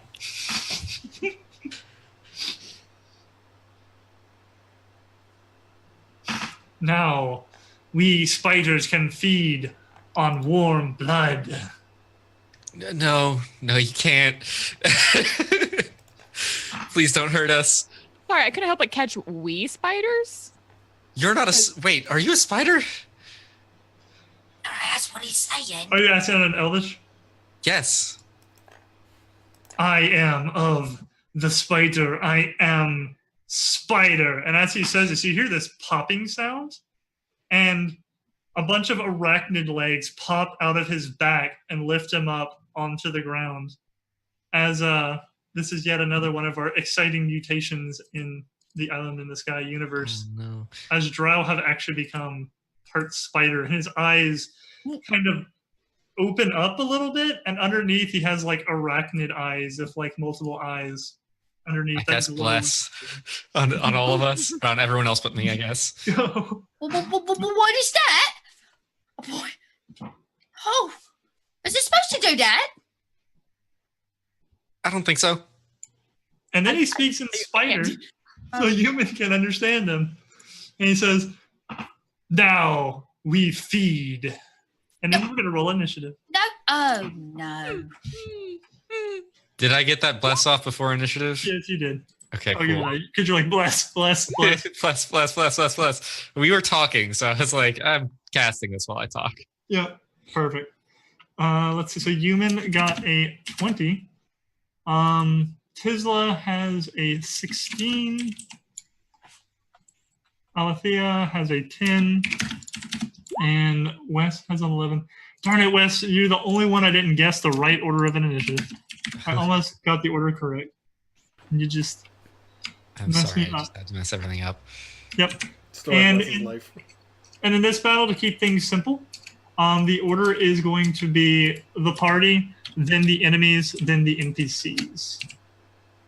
And as this battle kind of begins, those other two forms pop off of the roof and land, and there are now 3 of these spider drow in this room. Alrighty. And so, human Spider Boy, you immediately detected them popping off of this web and dropping into action. You understood the spider speech about them ready to feast, and you know that this is an attack. So what would you like to do? He scurries down the wall behind them, and he's going to attack them. Alrighty. Let's do the old-fashioned way. Yeah. Let's see here. /R. D20 Spider trim. 3. Spider trim. Does a 15 hit them? A 15 does hit. Go Spider Boy. 5 damage, and then hold on. 5 damage. And then so 5 piercing damage, and then 3 poison damage. And then they need to make me a Constitution saving throw. Alrighty. I think, right? Target Was it a must 14? DC, must make a DC. What a wording. Roll 20. Let's make a DC. Must make a DC on a failed save. That doesn't great. make any sense. I don't know what their con is. I don't have an actual giant wolf spider. Oh, I can. Oh, Is that's it in the compendium, or? It should be in the roll 20 compendium. Yeah, It should there it be, is. but it's not. It just It's not? says, I it got just giant says spider. they'll make a DC. Oh, okay. It doesn't have the description, right? That's cute. You might have to like roll it. That's why. Let me give you a giant spider. Yeah, give me a giant wolf spider. I'm gonna give you a giant wolf spider, dude. Hell yeah. I think it's just giant spider normally, right? No, it's giant wolf spider. Giant wolf spider. Giant wolf spider. Okay. It should be there if you just type Yeah, spider. giant wolf. I mean, a giant spider is a CR1. I don't have that skill yet. Where can we roll 20? There we go. All right, so this is the best way I know how to do this. I'll try again. Hell yeah, I'm a wolf now. Wolf spider. Wolf spider. I like what you did there. Yeah. Okay, so giant wolf spider, and I'm gonna put this in your journal, so you should see it now. Hell yeah. Giant wolf Oh spider. yeah, there you go. Correct. So now you should actually be able to roll it, and it'll probably give us the DC. Yeah. So it would be a bite. It already hit. I did not. Nope. That's The target must make a DC on a failed save, or take half as much damage on a successful one. So the DC is con, so it's probably based on my strength. I don't know. What it's it probably is. like 10 plus maybe strength or dex, whatever the attack modifier is. Yeah. maybe? Yeah. Let's call it 13. What the hell's my 13? what the hell's 13 my- sounds a good number. So it did roll a 14, so it'll save this time. Okay, so it takes 1 point of poison damage, so a total of 6 damage. Alrighty, yeah, you bite into your spider brethren, and he yells some curses in spider. Perfect. Tight. Don't forget, Alrighty. because all of you are blessed, when you roll an attack roll or saving throw, you can add a D4 to it Four, right. Right. That's right. Nice. Every time. every time. Alrighty, Awesome. that's nice. Tizla, it is your move. Okay. I would There's like one injured and 2 uninjured spiders in this room. to go to one of the uninjured ones, and I'm going to punch it twice with my hands. Punch it. First one, 19 without the +4 That is gonna hit. for 7 damage. She Um. punches it, and then she can punch it again. Ah! Ooh, Nice. That is a miss. that would be a miss no matter what I do. Well, she got it once. Hit. Yeah, that's all I got. Okay. And next up is good boy Wesley. So humans fighting one, Tizla's fighting one. There's one not engaged right now. I will fight the one that Tizla is also fighting. All right. And I am going to. I'm just going to swing my sword at it. The big old long sword strike for an 11 to hit. Should have sharpened it more. No, you can add. No, you can't bless yourself. Huh? You didn't bless yourself. No, I did not bless myself. I blessed everyone else. Yep. I thought of Parks and Recreation. Bless yourself. And then Alethea. Yeah, so this is like the stuff of childhood, like bedtime stories, that your parents tell you to make sure that you behave yourself. Yep. And I am at my wit's end down here with these spider elves. So I shoot wildly at the one that spoke to Okay, us. that'd be the one that that human is fighting. So we're gonna shoot that, hopefully. Hopefully. Yeah, you're gonna shoot it. Sweet. Ba-ba-ba-ba-ba. That seems wrong. Did I do something wrong? Click in the actual chat. Click where it says finger gun, and then it'll roll it the damage. There There you we go. 8. Click. That one is looking really bad already. He's looking pretty messed up. He's got like black spider blood oozing out, and Ew. you like blew one of his legs off, and ow. Nice. Okay. It is now the enemy's turns. So the one that is fighting human and getting shot by Alethea is going to attack human. And here we go. It pulls out a. So it's weird. So the drow in like most universes use like scimitars. So these guys do, but they're spider feet. They're like weird spider leg scimitar blades. Mhm. So it's going to take a swipe at human with this crazy blade leg. And that's an 18 to hit on human. That hits. Alrighty, you're taking 8 slashing damage. Boy. Alright, the second one is fighting Tizla, so it is going to take a swipe at her. Disadvantage. Oh. That doesn't really help in that case, does it? Nope. That hits. A for effort on protection, though. That is 6 slashing damage. The third one is going to turn and see Alethea shooting her finger gun. And it is going to turn around, and it is going to launch some web at her and try to tie her up. So we're going to make a ranged attack against you. No. 19 is going to hit, huh? No, I got something for this. I You got swear. something for this? Cunning action? Reaction? No. I don't think for that, no. No, counting action's a bonus action. Yeah. It is a bonus action. It's not a. Okay. Yep, so 19 is going to hit you. So good news is it does no damage. The bad news is when it hits you, you are now restrained by this thick webbing. And at the end of your subsequent turns, you can try to break out with a DC 13 strength saving throw. Or people can go break you out by doing a like an athletics check to rip it off with the same DC. Ish. You are all icky and covered in web and restrained. Gross. Yep. Spiders, what you gonna do? Yeah. All right, it is y'all's NPCs' turns. Yes, come on, NPCs. All right, so Felix is, let's see what he's gonna do. He's gonna run up and try and rip that web off, just straight up. He's just gonna be like, ooh, that's gross. He's gonna go try and get her out of that. So he's gonna roll some athletics, which is decent for him. And he sucked at rolling. So he's just like, he's probably trying to pull on it, and like his hands are just like getting stuck in the webbing. Like Oh, this even makes more. me very uncomfortable. Yep. Mortimer pulls out, he now has a little crossbow gun. It looks like a crossbow, but it's even smaller and more compact. And he's going to take a shot at the one that looks very injured that Human is fighting. And he's going to miss. Man, these NPCs are on fire right now. And then we also have Gavin. Gavin has a longbow, so he is going to pull that out and take a shot at the same one, the injured one. There we go. All right, and so Gavin takes this shot at this thing, and the arrow just digs into one of its spider eyes, and it falls to the ground toast. So that drow is dead. Damn. Oh yeah, NPCs to the rescue. Okay, and with that, we are back to the top of the order with Human. Your spider dude just took an arrow to the face and is dead. Human in spider says to the other spider drow.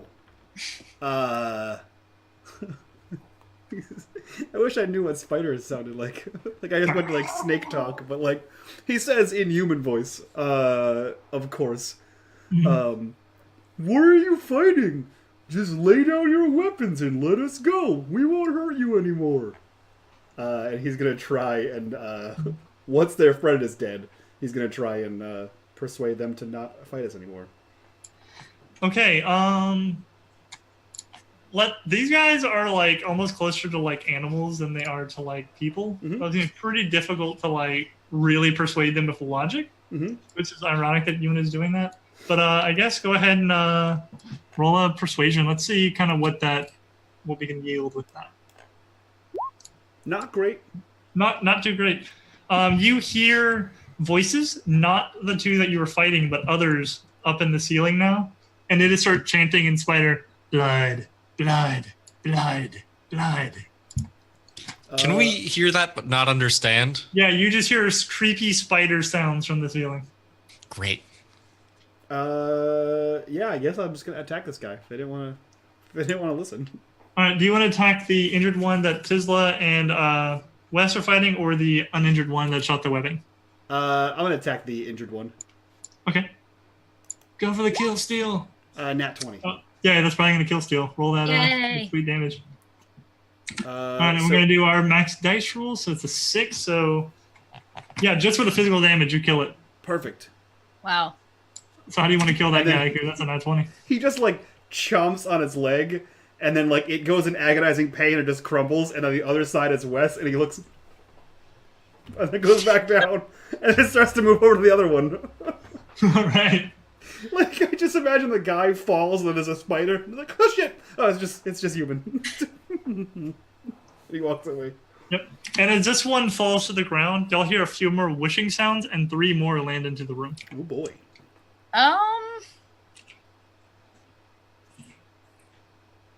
Okay. That's it for human.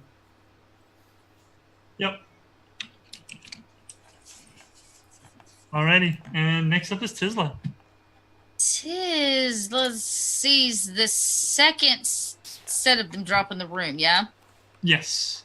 They dropped at the end of human turn, so they all just kind of dropped in. I need an exit. Where's the nearest exit? The only open exit is the way you came into the room, which isn't too far from you. We'll say like 20 feet to get back to it. And we would know like there was another direction we could have gone other than this one. Not to get further down into the island. You need to go through that gate. Okay. Ooh, excuse me. All right. All right. How far am I from it? The door.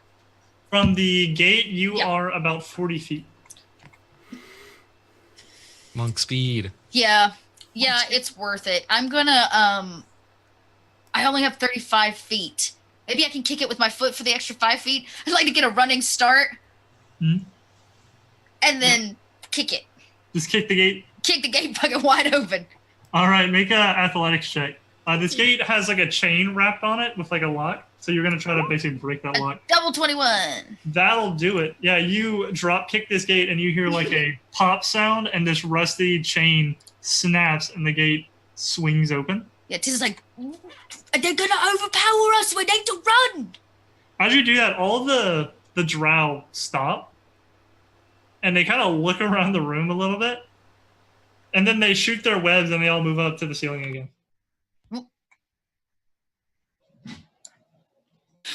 Well, I scared them off. And then they start chanting in Elvish again. Okay. So anyone who can speak Elvish understands this. And they start going, Drider, Drider, Drider, Drider. Oh no, they're saying Drider. Oh God. And I assume it's at that point that we see the Drider. Yeah, at that point, you always say the words. From the big hole in the middle of the room, you see a large form. So most of you probably know what a Drider looks like. It is like a human upper body with like the spider lower body, and it's all bloated. But this Drider is special because it is made of several humanoid bodies. And it has multiple heads and multiple faces and arms slinking off of it. And it is a nasty thing to see. So this thing comes up into the middle of the room and is poised to attack.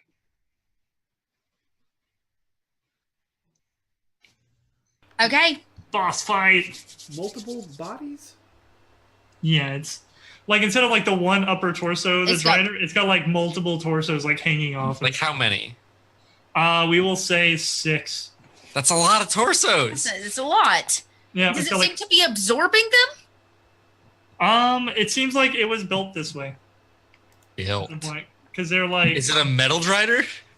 No, Driders are, I mean, I don't know if they consider like constructs or what, because they take like usually a drow and they like turn them into half spider abominations, monstrosities. This is a monstrosity type, but it's like they sewed like 6 instead of 1 onto this thing. I gotcha. Got it. Super Drider. It's a nasty thing. And this thing came out of the door that Tizla just kicked open? No, it crawled out of the hole in the middle of the room, so it is between you guys and Tizla. Okay. And it draws 2 big old battle axes. God.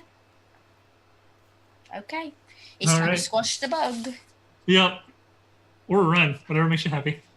Oh, but I would love to, but it is college boy Wesley's turn. I am going to break Alethea out of the spider webs. All right, you need to make a athletics check, and you need a, I believe it was a 13? All right, yeah, 13. I'm going to use the advantage that I was given earlier. Sweet. Nat 20. That works with advantage, yep. Yeah, you just rip her right out of this web. And since you had a crit on that, I'm going to say as you pull her out of the web, she had her gun loaded for another shot, so Alethea can make an extra attack on her turn, which is right now. Oh, man. I'm gonna use my movement to get as close to the door as possible. Gotcha. Yeah, you kind of circle around and yeah, your move is 30. Yeah. You're most of the way there. You're like 10 feet away. Okay. And I'll see him. You get an extra attack this turn because your gun was loaded because he crit. Okay, that sounds lovely. Oh, that is an ugly creature. So I will, as he's like doing the ripping, I kind of like pull my arm out to do the shot, the first shot. Mm-hmm. So. Ooh, nope, 9, not good enough. Not so good. Okay. I'm gonna follow after Wes and do like some cover fire for us and take my second shot. Go for it. You can add a D4 to that 9. I don't know if that'll be enough regardless. It would not make it enough. Okay. But I'll the just tell you second that shit. roll? Good enough. The second roll is good enough. So you can roll some damage on that. All right. That is 6 damage as you take a shot and this bullet kind of digs into one of the torsos and it bleeds a little bit and it kind of howls in pain. And it is the Drider's turn. It is going to turn and it is going to see Tisla having opened this gate. And it is going to go charging at her and it is coming in with some battle axe attacks. Here we go. And what's your protections within 5 feet or 10 feet? 5. 5. Okay, yeah, so you're not close enough, unfortunately. Damn it. Alrighty. First attack is a 19 to hit. It's a hit. Yep, that's going to be 12 slashing damage. Second attack is a crit. It's a good day. That is 18. Guess what? Tisla goes down, gang. Oh no. Oh no, the best friend club is in jeopardy. It's over. Tisla, you guys watch as she goes down. Tesla, no! Alrighty, and that is its turn. It is now the NPCs. Let's see what we got here. Let me look at what spells I gave Felix. He's across the room, so he's not close enough to go over there and do some touching stuff, but he's gonna do a healing word at Tisla. That's helpful. Cool. Start running towards the exit too. I No. yell. Get up, you're tougher than that. And he's gonna heal you for 7 points. That's you. Okay. It comes out of it. Thanks. Mortimer's going to take... yeah, they're all kind of moving towards the door, and as they do, Mortimer's going to take a shot, kind of running alongside Alethea, providing covering fire. And he also has a 17. That's the covering fire number. Wow. We love how you're rolling well against yourself. Oh, no, I'm so good at fighting myself. All right, and then Gavin is the last one. He has his longbow. He's moving up as well and going to take a shot along the way, and he misses. And we are back to the top with Human, the spider boy. Man, I'm really torn here. It doesn't look like the Drider could fit through that hole, right? The hole we came in? It could. Oh, it can fit through that hole. Okay. Yeah, it could fit through the tunnels. Okay, and so it's tunnel, all my friends, Drider, giant hole. Where's Human? You are closer to the back of the room, so it's kind of... You are near probably where, like, everyone's kind of running around the room at this point. Then there's Drider, and then there is Tisla, and then there is Gate. Okay. And when Human was on the ceiling, how deep does the hole look? Very deep. Very deep. Like, you don't know how deep, but it's a dark abyss. Hmm. But it's a dark abyss. You can't see outside. No. Right. Shit. I really want to go in that hole, guys.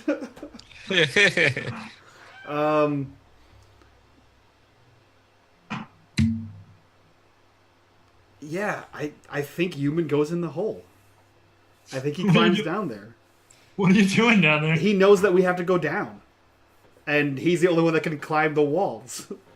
So he has to be the hero. So he climbs down the wall. Great, and he has to be the hero. Yeah. It's like, I'm a spider. I can't. Yeah, so Spider climbs down the wall as far as he can go. So I have 40 feet of climb. So he just down the hole. Yeah, that's not far enough to get to the bottom because the hole is about 60 feet deep. Mm-hmm. But it's close enough to see the bottom. The bottom is basically a kind of larger cavern that kind of opens up a little bit. And there is no ways like in or out of this place other than the pit. And it's basically like piles of bones and lots of like rotting flesh and nasty things. And this is the Drider's like lair where it'd go to eat and do Drider things. Yum. Yeah, that's it. That's his. Actually, you know what? He's gonna take the what do you call it? The run thing. Double move. Yeah, sprint. Yeah, that's whatever what the word is. He's gonna double move down there. He's gonna get all the way to the bottom. All right, you are in the big pile of nasty. Cool. Can I look around and see? Is there anywhere to go? Is this just like a giant cavern with nothing in it? Besides the bones and skin flaps? Make a perception check. Done. Where is my character sheet?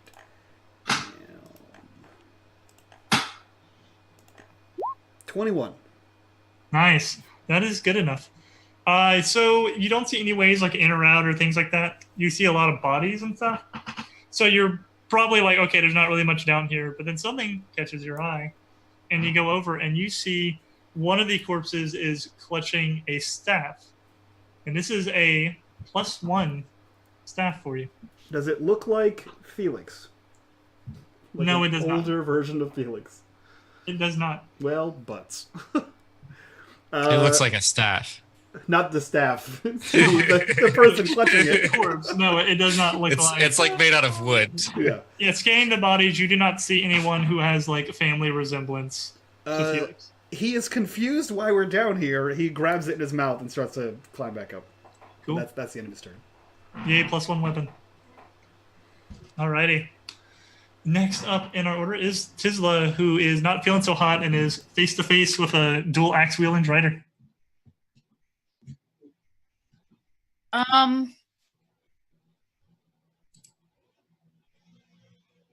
Okay, face to face, and we're standing in the entrance of this like tunnel. Yeah, pretty close to the entrance. The Drider could fit into that tunnel. It's not very wide, so if anything, it might be easier to fight it out here because you can like circle it and stuff. But you could lead into the tunnel if you wanted to as well, or like try to slam the gate or something like that. Because there's a gate there, but you did break the chain, so you had to find some way to secure it. True. But I didn't break it off the hinges. No, the gate is still there. You just have to find some way to keep it from opening. If you wanted to like run back there and slam it. Right. No, I don't want to do that. What do I want to do?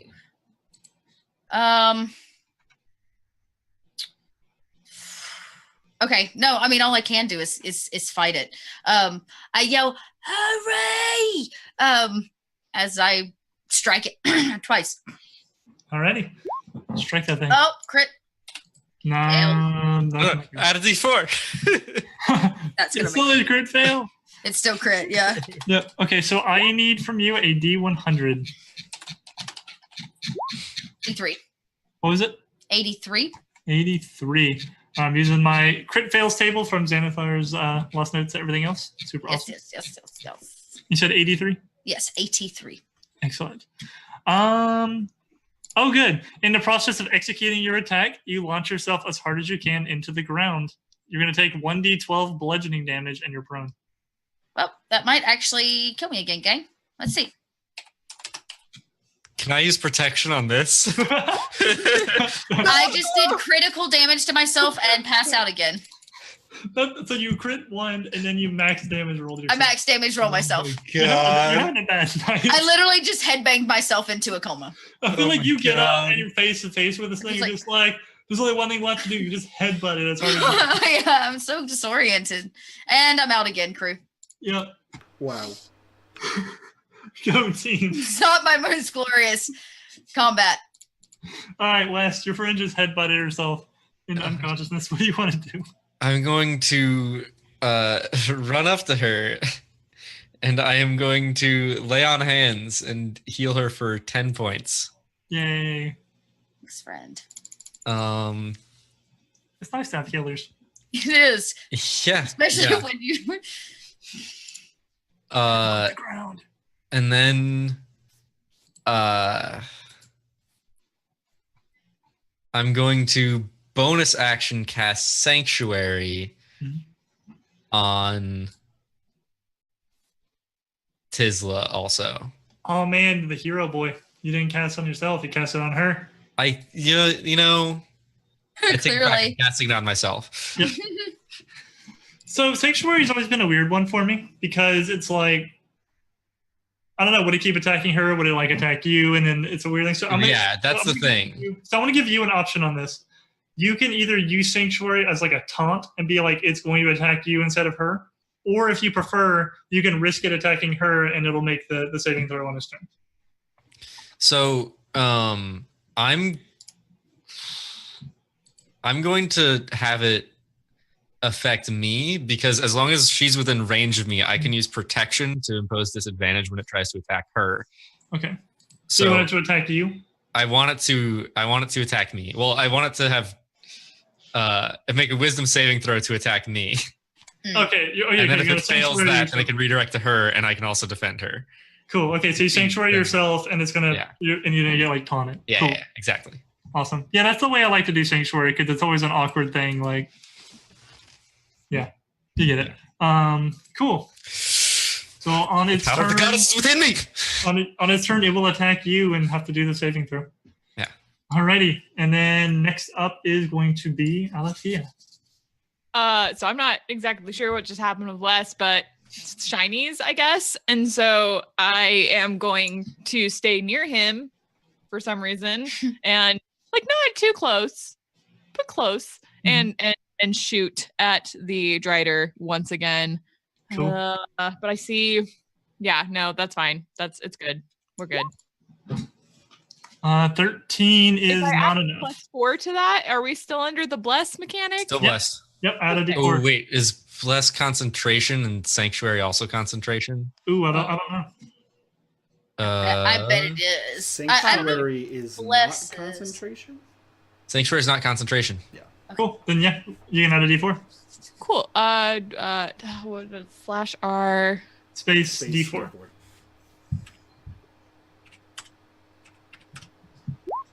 That'll do it. That's a hit.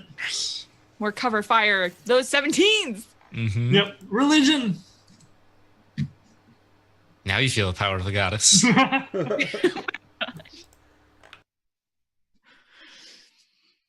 right, go ahead and roll that damage. See what you got. Damage. Oh wait, me? Yeah. Yes. You gotta roll your damage. Oh gosh, I was like, no, I hit. Like it's it. That's all.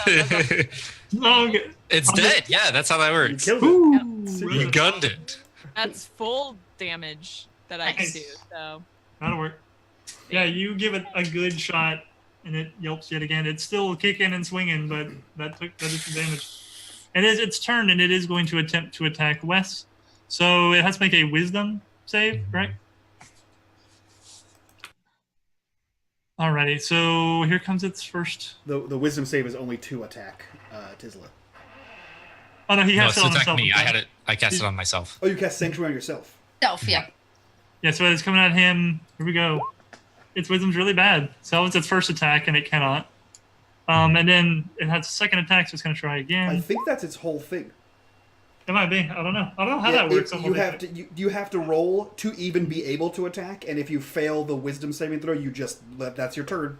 You just stand there like a jackass. Perfect. Yeah. So it like goes to swing at you, and like this light like bounces off of Wes's armor and gets in its eye. Actually, on a failed save, the target must choose a new target or an attack or spell. Oh, okay. So it can hit Tisla now, or Alethea. Okay, so it will turn on Tisla then, and it'll have disadvantage from your protection if you choose to use it. I will. All right, so 15. Meets. Okay, that's still a hit. 6. So you think you're still up? Still alive. I am still on my feet. Okay, and I'll say it lost a turn from the other sanctuary because it takes some time to be like, no, I'm gonna go this way instead. So it's gonna get a single attack. All right, human. Oh wait, no, NPCs. I gotta go crazy real quick. Hang on, Mortimer's gonna shoot and miss. Felix. He is actually going to run over and kind of get behind Tisla, and he's gonna actually do a cure wounds now. Thanks. For 6. Yay. Like that attack never happened. And Gavin's gonna take a shot, and man, he's not. Well, I rolled a short sword instead, but he still missed. So, okay. Yep. Alrighty. NPCs are great. All right, human.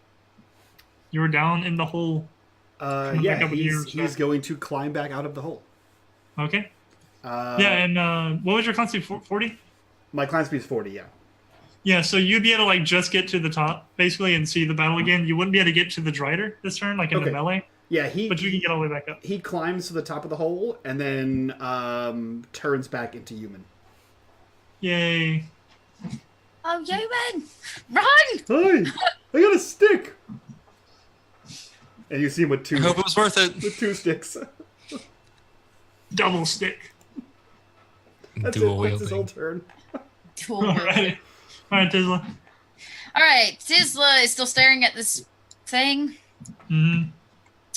All right, she's going to do something she hasn't done yet, which is unsheath the war pick on the back of her back. Ooh. And she's going to bring it around.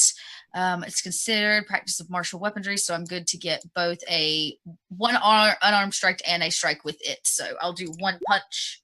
No go. Add a D4. Yep, you got out a D4. A 14? 1 shy. 1 check. Oh. Finally. That'll Okay. do it. That'll do it. And I bring that war pick around and just like smash it, pick first into the side of the strider. That is 17 damage. Alrighty. And it is not looking good anymore as you dig in this pick and kind of bring it like down its back and cut a big gash into it. Yeah. And that's 17 because of our house roll of using the max roll as a second deck. Oh, right. I saw the confusion. Yeah, I was like, whatever. Math? I remember there being some house rule. I just trusted that you were using. I just trusted that, you knew what was going on, friend. Your second dice is always the max of your weapon, so it guarantees that a crit is going to actually be good. And not I see. you get like 2 minimum rolls or something. Crits are always big. Got it. Alrighty. And so it is now Wes's turn. This thing is not looking too good. It is looking really bad, actually.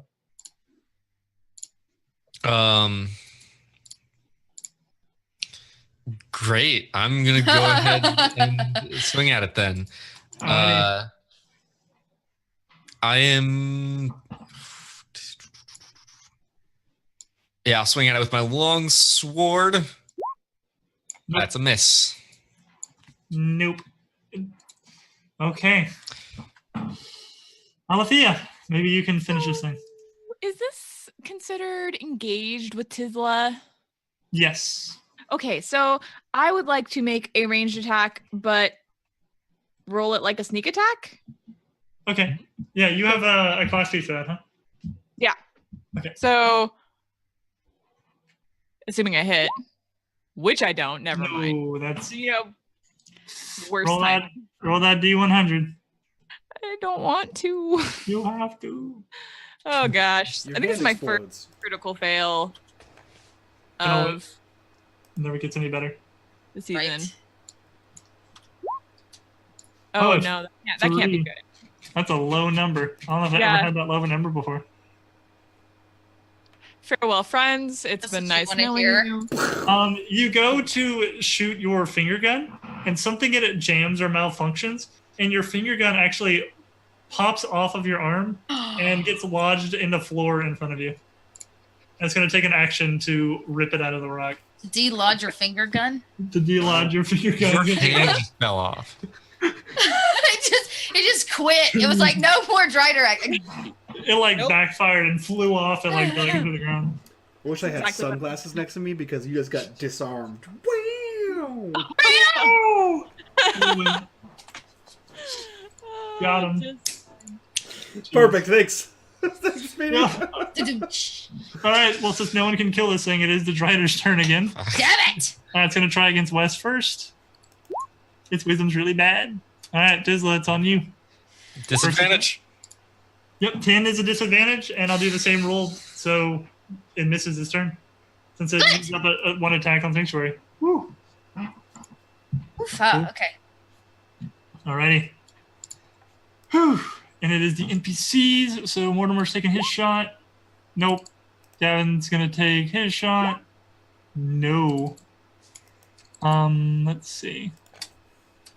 I'm gonna do this for him. He's gonna take a bunch of something. He almost fumbles his weapon. And then Felix. What does he have? He has a rapier. He's gonna come running in with a rapier and take a swing at this thing. See if he can finish it. Nope. Okay, these NPCs are rolling hot today. Okay, yeah, he drops his rapier completely. Wow. Man, these rolls, am I right? That's so many Jack. nat ones. Well, at least Jack got him out of the way. Do I have good luck or bad luck? I don't know. That's so many nat ones. That is. Oh. Alrighty. It's because it's y'all's fight to finish. Human, finish it. Human is standing there and he shouts out, "I found a stick!" And then he sees everyone engage with this drider, and he's behind it, and he just shouts, "I'm gonna hit it with a new stick!" And he runs up, and I use Shillelagh as a bonus action, and then I'm Nice. gonna whack this thing with my stick. Whoop! 24 to hit. 24 for stick hit. Yeah, that hits. It would be 6 bludgeoning damage. Alrighty. Boop. It is almost dead, but it's not dead. I got it! Really close. Jesus. How much whoever hits it next is probably going to kill it. Tesla, go kill it. Okay, punch. 22. You More probably pick. kill it. 24. Sucker. It's really dead. How do you kill it? I want to take that pickaxe straight through its skull. One of its There's like skulls. 6 of them, yeah. Well, I want to line them up and just pickaxe as many in a line as I can until it goes dead. Yeah, you just tear it apart. It's dead. Just like, just repeatedly. Did you guys see Alright. my new stick? You hit it with the stick, human. I know, I have 2 now! Can we go now? Go where? Down this hole. I already When I went come down the back. hole. All No, I through the found was gate. The stick. No, this one, the through the gate hole. The forward hole. Right, not the downwards hole. Oh. The front hole, not the bottom hole. Right. Oh. I thought we had to go down. We are going Not- down. not like oh that. my god, human! Just Or just go! bring your sticks and come this way. Okay. Alright, so y'all run down this passageway. Or we close the gate behind us. Yep, you Right. close it. You know it doesn't lock. Maybe you like put like a little rock on it or something, and you book it. The drow do not seem to chase you. They're probably like, "Oh snap, they killed our drider." So if they're concerned, is there a locking mechanism on it? there or is. is it It just just- doesn't have a. Well, it had a chain with a padlock on it. Yeah. So that's what was sealed before. Yeah. If everyone's concerned about not being able to lock the door, Human pulls out a seed and puts it in like wherever the chain was, and then grows the seed around it. Nice. Oh, to relock it, that's cool. Cool. Shut with the I vine. fixed it. Good job, Alright. human. And then you guys book it down this hallway, and I'm going to use Divine Sense. ooh, interesting. That's Speedy's fucking Oh. catchphrase. You're going somewhere. I used Divine Sense. What's the range on it? 60 feet. Yeah. You detect nothing. Okay. That's a good question for me to ask first, huh? All right, and running down this hallway, you eventually come to the beginnings of a staircase that's been carved into the stone. And this staircase runs down, and it actually kind of starts to turn, almost like a spiraling flight of stairs. Like they're handmade. Mm-hmm. Now, They're who put handmade. these here? Miss Tisla. What? I don't want to alarm you, but I Okay, think... we don't. Oh, But go ahead. okay. I think those spider people were eating dwarves. Well, what do you mean they was eating dwarves? When I went down in the big spider's hole, I found the stick and a lot of dwarves. You found dead dwarves. Yeah, like a lot of them. Like how many? Lot? We can go back and check. No, I don't want to go back. It's real smelly, but there was a lot of them.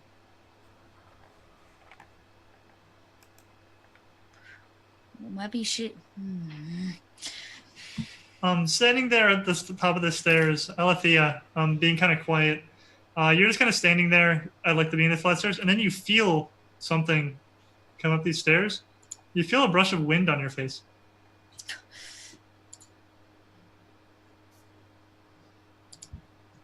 Sorry, what? What just happened? You were standing at the top of these stairs while they were talking. You know, to the passageway. Wind Yeah, you felt like a little gust of wind come up up. from these stairs and hit you in the That freaks face. me out. I flinch noticeably. Everyone should probably notice how badly I flinched. Is there something You wrong? okay? What are you doing? There is a bit of a draft coming up from these stairs. A draft? Goes down, and the draft was coming up, which means there's some air coming up from Must be there. close, I guess. That Or leads to someone the has a outside. fan. To what? To the The bottom? outside. That's the bottom. It's got to be the bottom down there with the outside. Can I use my sense again to see that? Yeah. You touch the ground, Okay. and this feeling kind of passes through rocks and stuff. You feel that the outside is even more narrow now, and then going down, you feel the bottom. Okay. So, I'll be honest, we're getting pretty close to the bottom. The real bottom. Mm-hmm. So Do I this see is where we anything gotta else? Is go. there like a large item or anything? Do I see nothing? But just like the shape? You sense these staircases wind, like the tunnel kind of wind around for a while and going down, and then it seems to stop in like some kind of last chamber at the very bottom, and then there's nothing beyond that. Is there's some kind of chamber below? These stairs will lead us down there, though I can't see if there's anything in the way.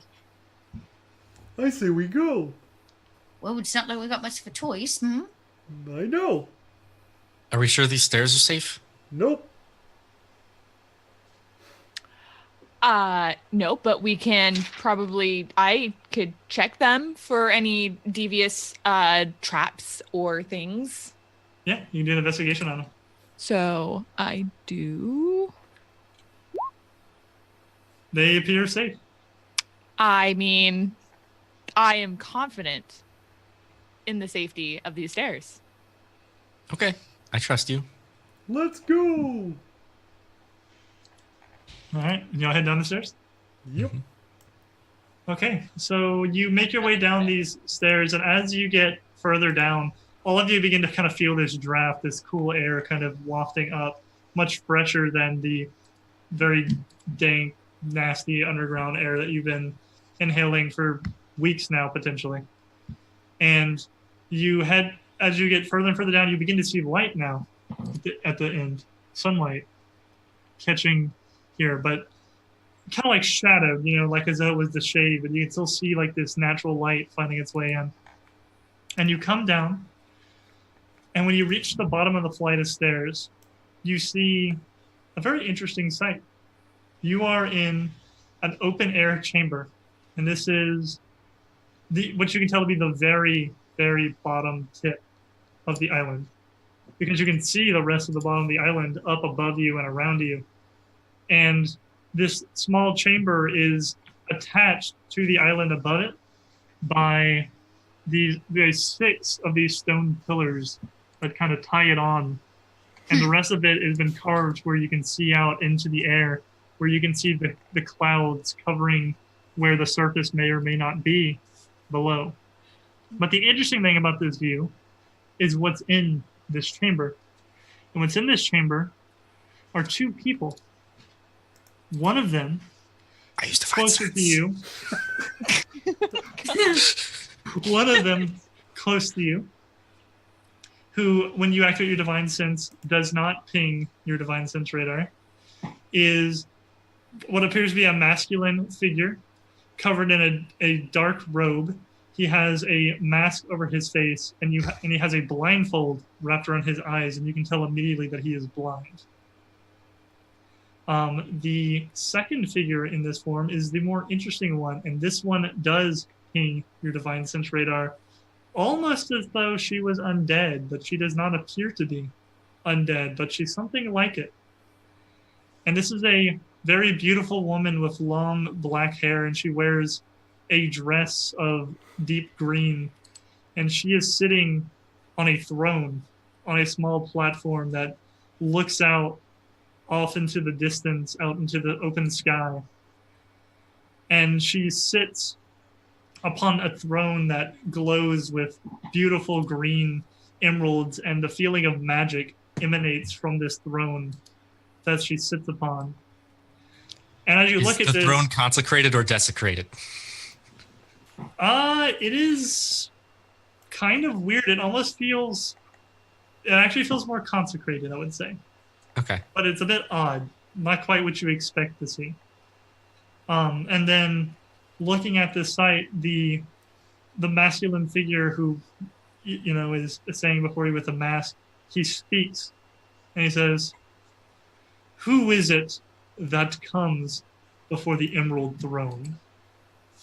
And that is where we will end this week. Oh.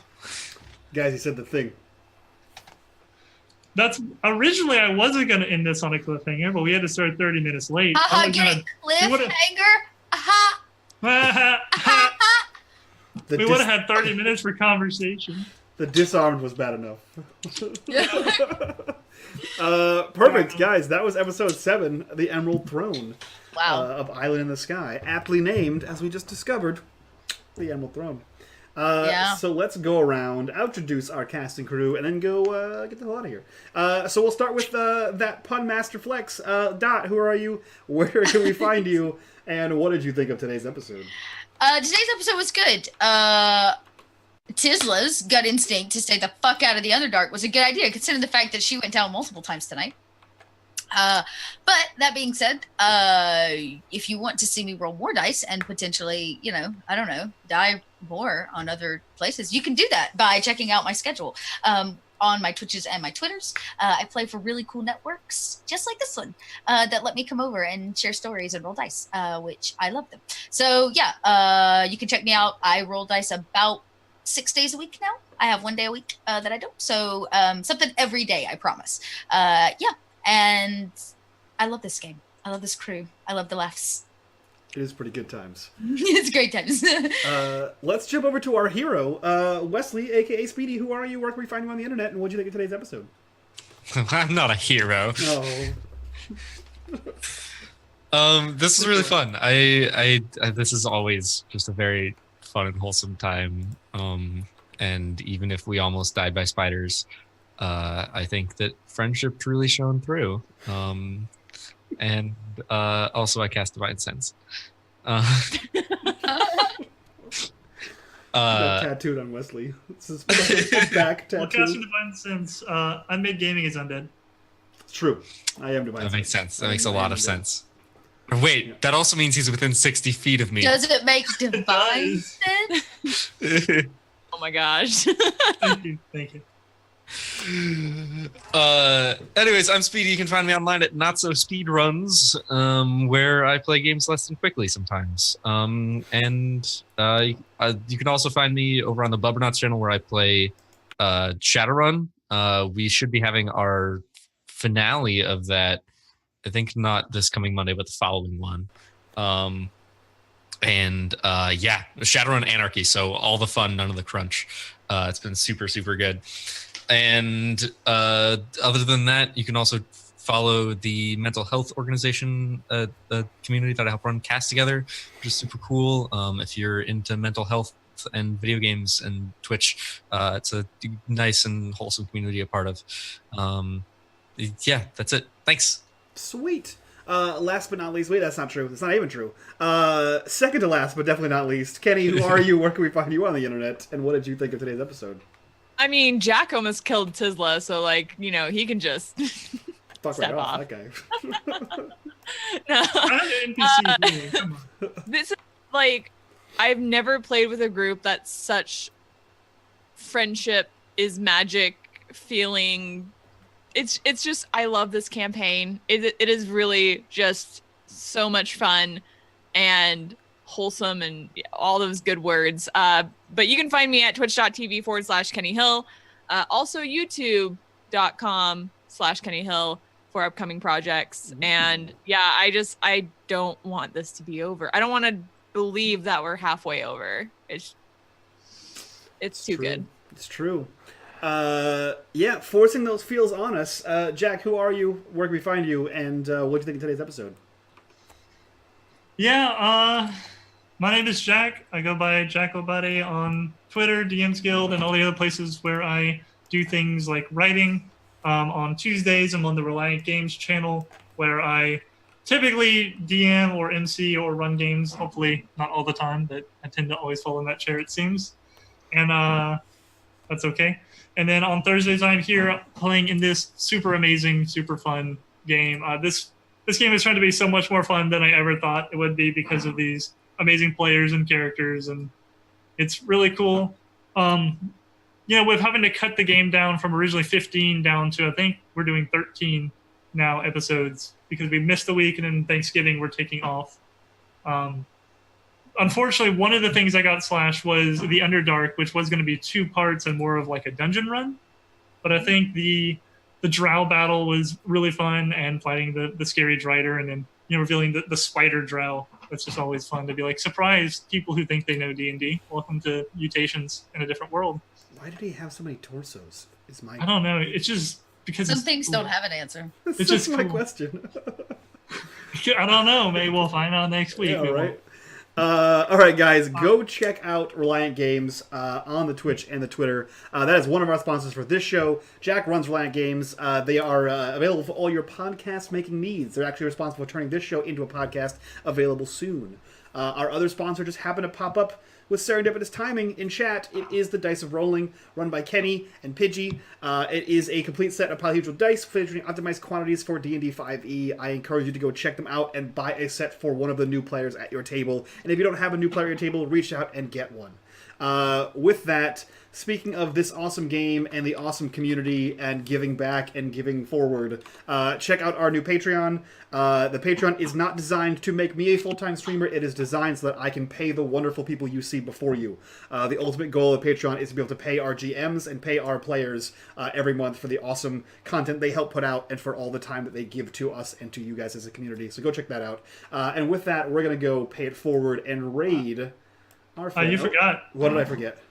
You forgot. We now reveal the name of the next week's episode. Oh, that's right. You do that now. Go for it. We do that now. All right. So, little teaser next week for episode 8 is going to be titled Immortal. And by the way, the whole party just leveled up also. Immortal with like a question mark? No. Okay. As a statement. Okay. That's fine. Perfect. Level 4. Yeah. So yes, we are going to go pay it forward and raid our friend AP Gaming Real, who is currently playing the tabletop version of BattleTech. So go check that out.